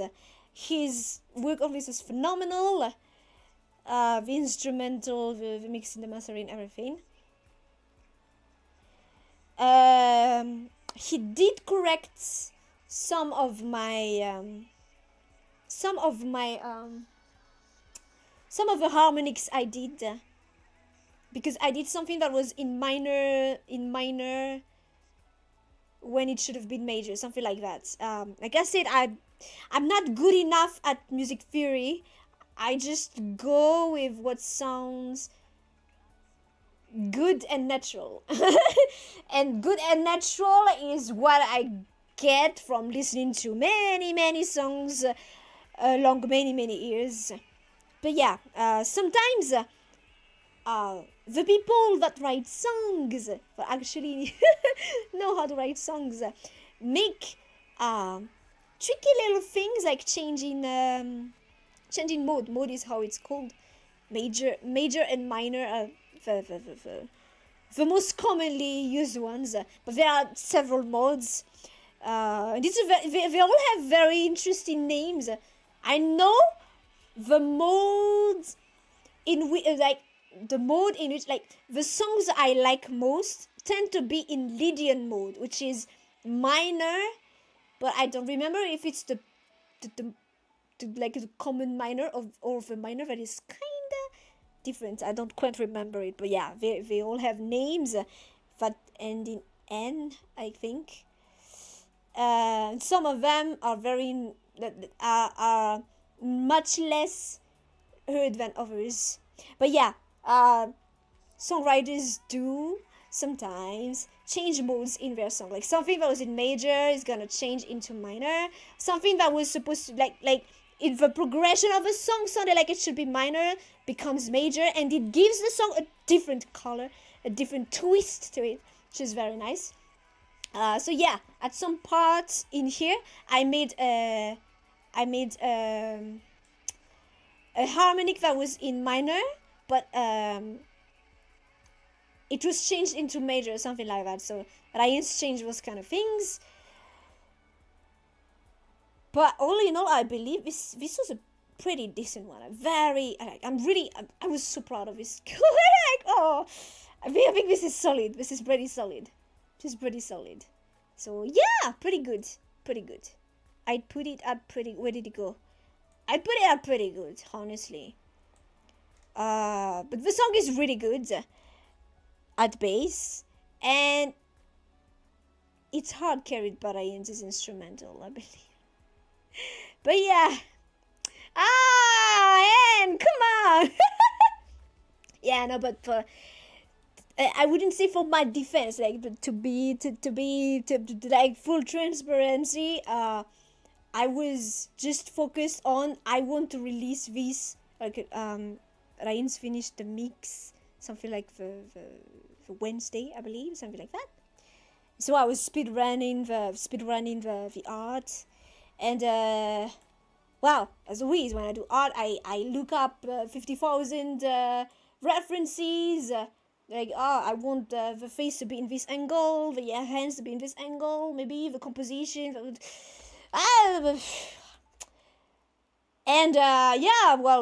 Sometimes, most times than others, there are some AI generated references that go in there. I don't like the whole point is I'm not just gonna try to like redo it exactly, but then again, other times I'm more like in I was very much on autopilot on this one, and I was focused on other things, like I want to finish this fast. I was already supposed to stop doing any new art for this cover.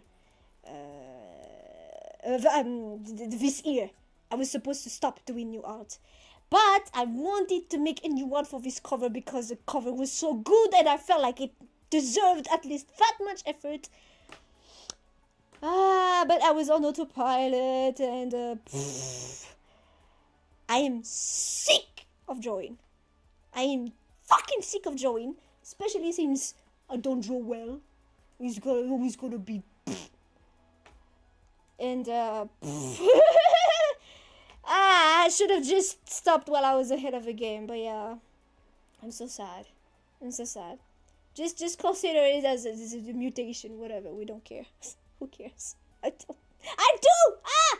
But yeah, the cover is. I'm very happy with the cover. I'm not happy with my art, and I will never be. And I stop. Nova stops. The art that you will see on other covers going forward, either if it seems to you like it's new, it's something that I drew. It's probably a cover that has been ready for a long time and just waiting in queue, or it's an art that I've spruced up from arts I've already done for previous covers or stuff like that.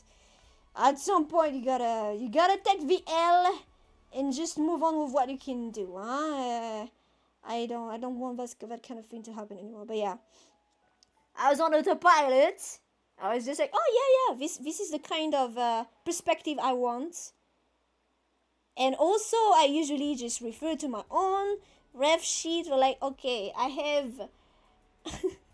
have a nail polish of this color and this ring on this finger, but I didn't do that for this one because I was like, no, I don't want to bother. If I had done that, everything would have been fine. I would have been like, oh wait, I didn't even notice. Yeah, I'm gonna correct that, but I didn't do that, and yeah, it won't happen again, ever again, because I am done with drawing. It seems that my content creation has also made me end up some stuff, but it's fine. It was always a hobby anyway, and if it's gonna be stressing me out, I better stop it. It's like a game, you know, when it stops to be fun, you have to stop. And there we have it, guys. The Nova covers tier list. I was pleasantly surprised by those older covers that were actually pretty decent. I'm glad with this. You didn't do it, yeah, right? I shouldn't have mentioned it, but at the same time, I was like, there are people that are gonna notice, and I have to address it. Because with all this stuff, with, like, yeah, it does happen. Like, it's neat for some references. Like, I'm not genius enough to draw without references. Because my mind is detail oriented, but not to the point where I can just draw something that will look I could draw something like that without taking any references anywhere, which technically is not something that could ever happen, because we do not invent anything. We draw. If we draw, we have some kind of reference in head. But yeah, I was kind of like, I'll address it, but maybe not in too much detail. But I'll address it still. I also really just wanted to make the announcement that, yeah, guys, don't expect any new art from me or those MVs. Don't mind me recycling my own art. I might as well. Maybe down the line I could try to like request some art from someone, like I did, by the way, on the cover that will premiere tomorrow. I did commission someone on that one because I felt very stressed at the idea of drawing 5 people, and I wanted the time I would spend on that to be spent on other more productive stuff. So yeah, plus it was a special occasion. It is part of me celebrating my 3-year anniversary. So yeah, this is how it went. So yeah, in the end, does it even matter? I don't know, but yeah. Should I not have addressed it? I don't know. I feel like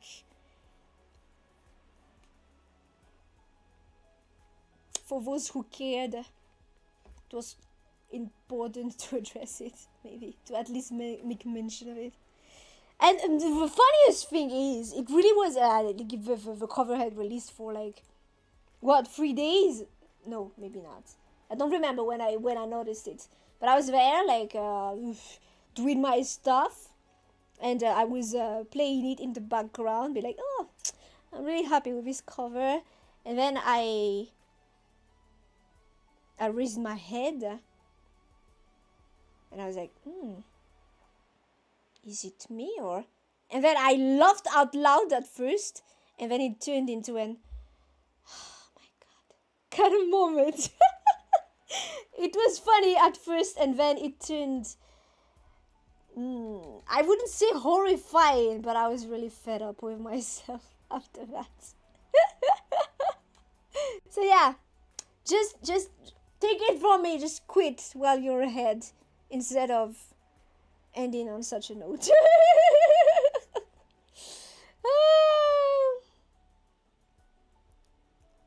Which is pretty enough, not worth losing sleep over. Yeah, in any case, it has always been my priority to have good, because it's about singing, to have a good quality sound wise. Not that I believe that, like, if people are able to make pretty music videos, and there are many pretty music videos out there, of course, do it. But yeah, shouldn't stress about it. I guess I was taken by that whole, I don't know if it's perfectionism. Honestly, I put myself in this whole, with my very first cover, because with my very first cover I was like, okay, what do people do? Okay, they make stuff like this. Okay, let's try to do something. Even if I'm not gonna be able to do like very big animations or what, let's try to do something a bit. Let's try to put a bit of effort into the music video. And so because I did that on my very first cover, I felt like I shouldn't lower the quality afterward.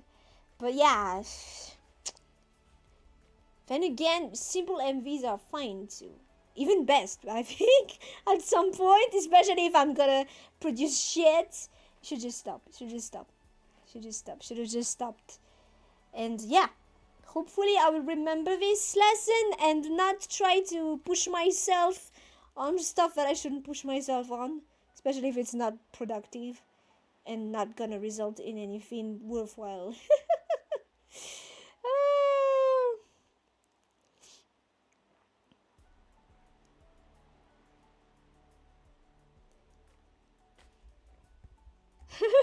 Awesome tier list, but not even close to 17 hours. Come on, guys. Plus, yeah, I didn't even put that many tiers on this one, I believe. If nothing else, it feels like a nice introspect going back for yourself. You thought it was fun? Yeah, no, it is. You quit before you even started, so you win it.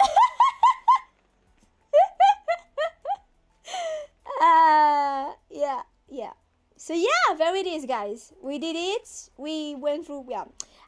Again, I'm kind of sorry, but not really. For the music not playing on stream, because again, I didn't want the VOD to be nuked. And like I said, many of my karaoke sessions got nuked because some of the songs are partially blocked. Like there are some regions that are not allowed to listen to them, and that's usually what's Snook in the VOD. So yeah, I decided to go without all of it on stream. It was okay with the karaoke because all the karaokes I played were the ones that were still up, so I figured yeah. But many of these songs are results of Nooked karaoke, so yeah. But that's it. We made a retrospective of all the covers I made. I will now be unlisting those two bad covers that made my ears cry, even just by listening to the very first note. I don't know. Maybe my sensitivity just got sharper after, well, it's been a year, or not even a full year. But yeah, I can't believe I left that like that. I can't believe it. So yeah, there it is. I'm honestly pleasantly surprised to see many of them are decent to really pride-worthy. And the ones that in the could be better range are really just the karaoke ones. And well, two from the Vtuber, but yeah, 2 out of 11 I believe is acceptable. It's a passing mark. So yeah, there it is. We did it. I listened to all of it. You are free to listen to all of it. I have what's it called? I have this one playlist on the channel called Nova's Covers, where all of them are, if you're interested. But please, you know what? I'm gonna take this one out, these two out, because again, as I said, I do not want someone to randomly stumble upon them and think that is the kind of quality they should expect from the channel. So I'm gonna take them out of the playlist. But yeah, the tier list is here to attest to their existence. Is there a dream collab I'd like to have? Oh, yeah, definitely. Well, I do not even dare dream of collabing with big names that have inspired me, like an Emily or stuff like that. No, but and it's a dream. It really is a dream. I would be over the moon if I got like the opportunity to collab with, say, Haka from Hollow Stars. Yeah, I even had a song in mind. Like, oh, wouldn't it be so good if I could sing with this boy? But yeah, it really is a dream.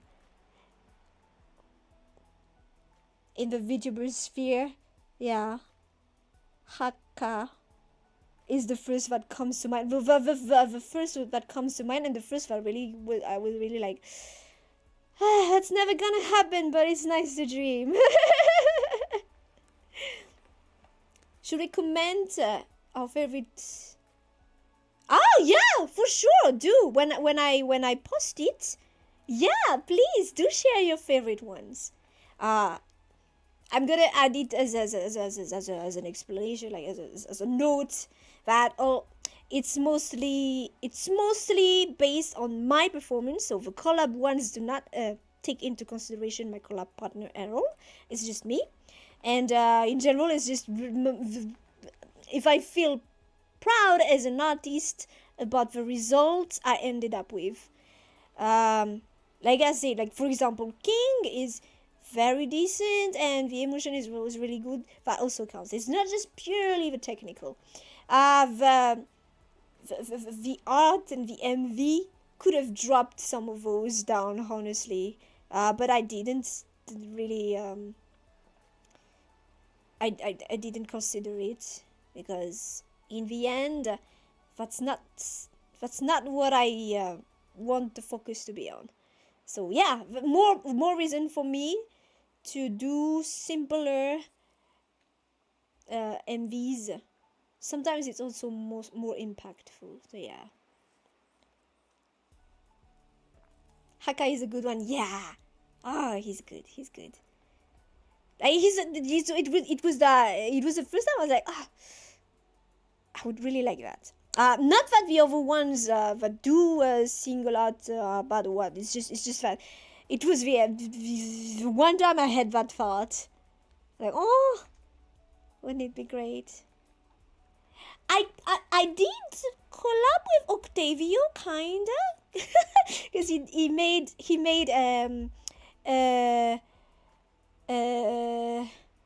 what was it? A singing challenge, because he sang in a Christmas themed song with many other VTubers, and he made a singing challenge, and I saw it. I was like, oh. Honestly, I wanted to do singing challenges only when I got my new model, because you guys might have gotten sick of it, but yeah, I'm kind of sick of my current model. But yeah, it felt like, to begin with, I wouldn't be here today, 3 years later, if I was always just worrying about the perfect things. Actually, I might sound like a perfectionist, and I am to a certain extent, but I wouldn't be here today if I hadn't just decided, okay, let's start. You have to start somewhere, and let's just do the best we can with what we have. And that's how I started. I had reasonable confidence in my singing. I had a hobby of drawing, and I was like, yeah, I could at least do my own model. I looked up tutorials online, grabbed Life 2D Cubism, tried its free trial, and rigged my model in a week, following some very detailed tutorials on YouTube, which, again, thank you so much to those people putting up those tutorials on YouTube. The internet is so great. And then I started, and I didn't even start while my model was rigged. Like, as we will notice on my very first stream, it was just a PNG.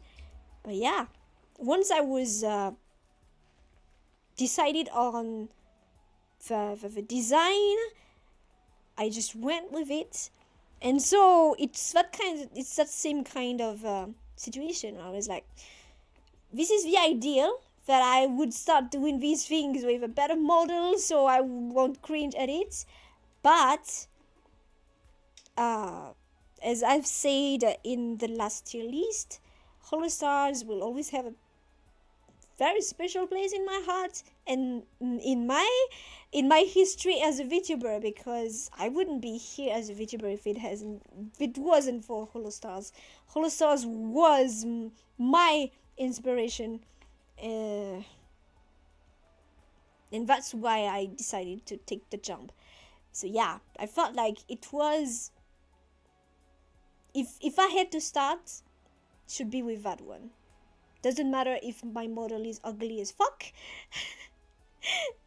I wanted to do it, and so I did it. So yeah, I kind of collabed with Octavio. He even commented on the tweet. He even commented something like "powerful voice," and I was very happy. I was also very happy because I used to be someone nobody would have associated with the expression "powerful voice." So yeah, it felt so good because in just one sentence, it had so much meaning. But only me will understand. But yeah, I was very happy with that one.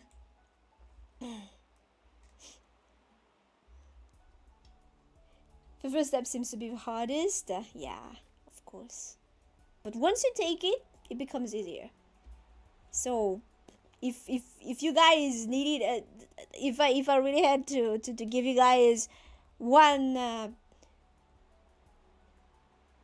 counsel, it's try. Do the best you can. It's fine if it's not perfect. It's fine if it's an utter failure. But try. If it's something that's important to you, you should at least try.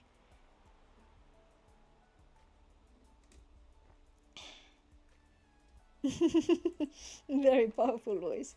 So yeah, there you have it. No, it was 2024 was a magnificent year. I did say the dream was to reach 2K by the end of this one. I feel like we are very far from that. Because we need to do like twice the number of subscribers we did. But yeah, well, at this point, I don't know. I don't know by what point it's gonna be like, okay, we good, we're decent here. Like I said, it's not like I want 1 million subscribers or what. Even 10K, I feel like might be, I don't know, but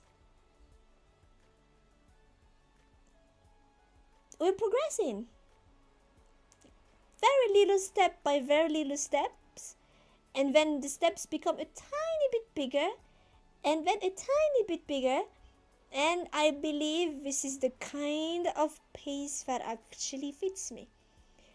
Because I don't know,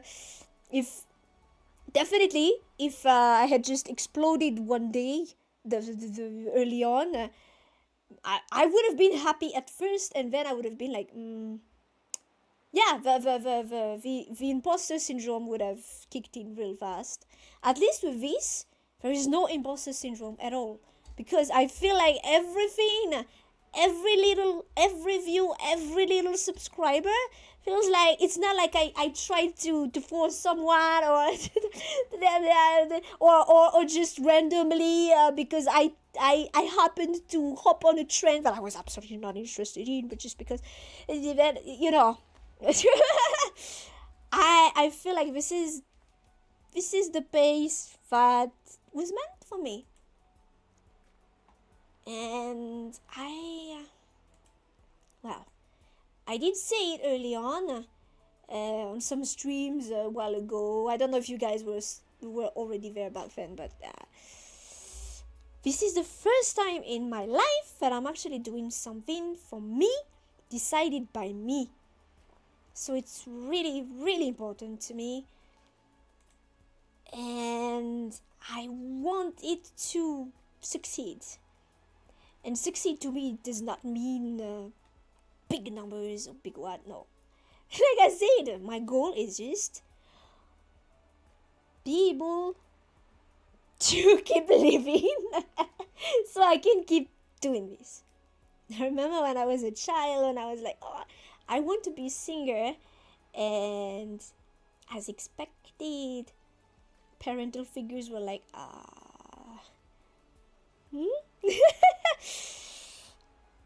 So early on it felt like, well, dreams are not meant to be pursued.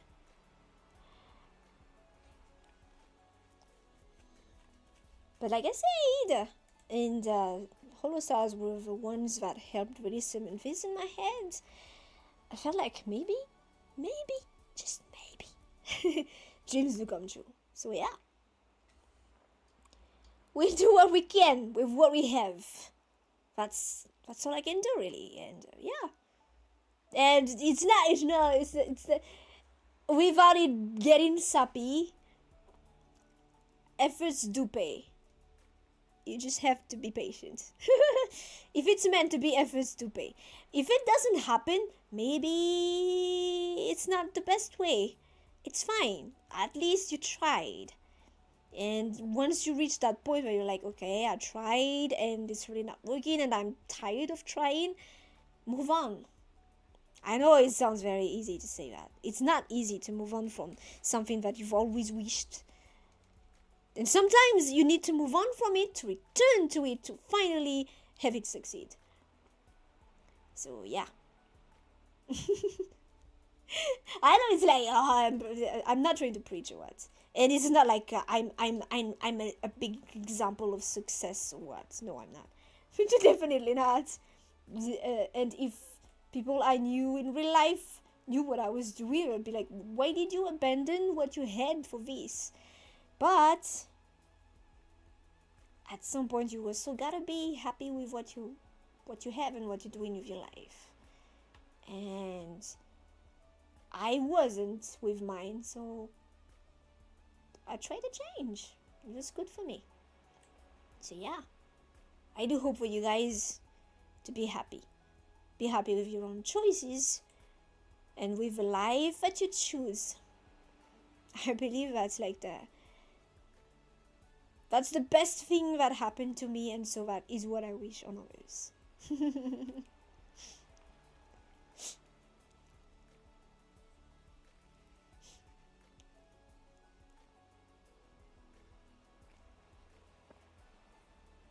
Quality, not quantity. Yeah. Well, but then again, we're gonna get into 80 covers soon. So 80 covers over 3 years. Well, 77 over 3 years is 25 each year. A bit above 25 each year, which means, yeah, two per month. 2 per month. That's a bit productive, I think. Genshin nearly ruined Nova. Yeah, kinda. As a content creator, it nearly ruined me, but it's a good thing that it happened early on. So I don't believe it's gonna affect anything moving forward. By the sweat of your brow, keep stuck in minor victories. Yes, we'll do that. It's probably just that I'm not built to for big things, but it's fine. Little steps are also really nice.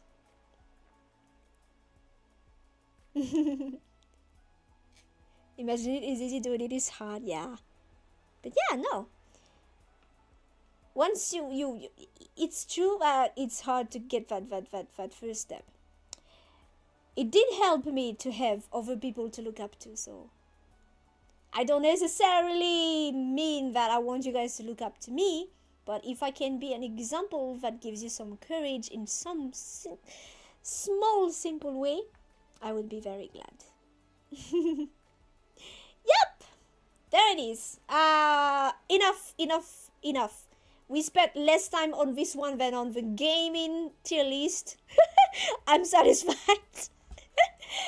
So yeah, tomorrow, my biggest collab yet is gonna premiere at the usual time, 2 p.m. UTC. If you can, I would be so glad if you could drop by.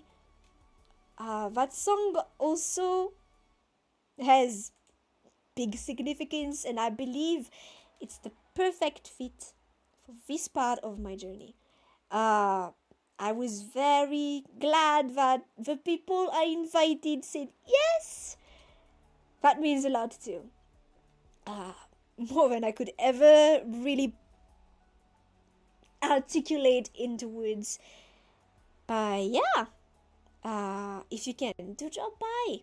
If you can't, it's fine. If you can't, of course, you can always listen to it later on. You can always listen to the other covers too, if you'd like. So yeah, that's it for today. That's it for almost it for this week. We're almost there. We're reaching the weekend. Thank you guys so much for dropping by. Thank you for more than just that. Thank you. Do take care of yourselves, and I hope to see you again. If not tomorrow, another time. Thank you guys. Thank you so much. Take care of yourselves.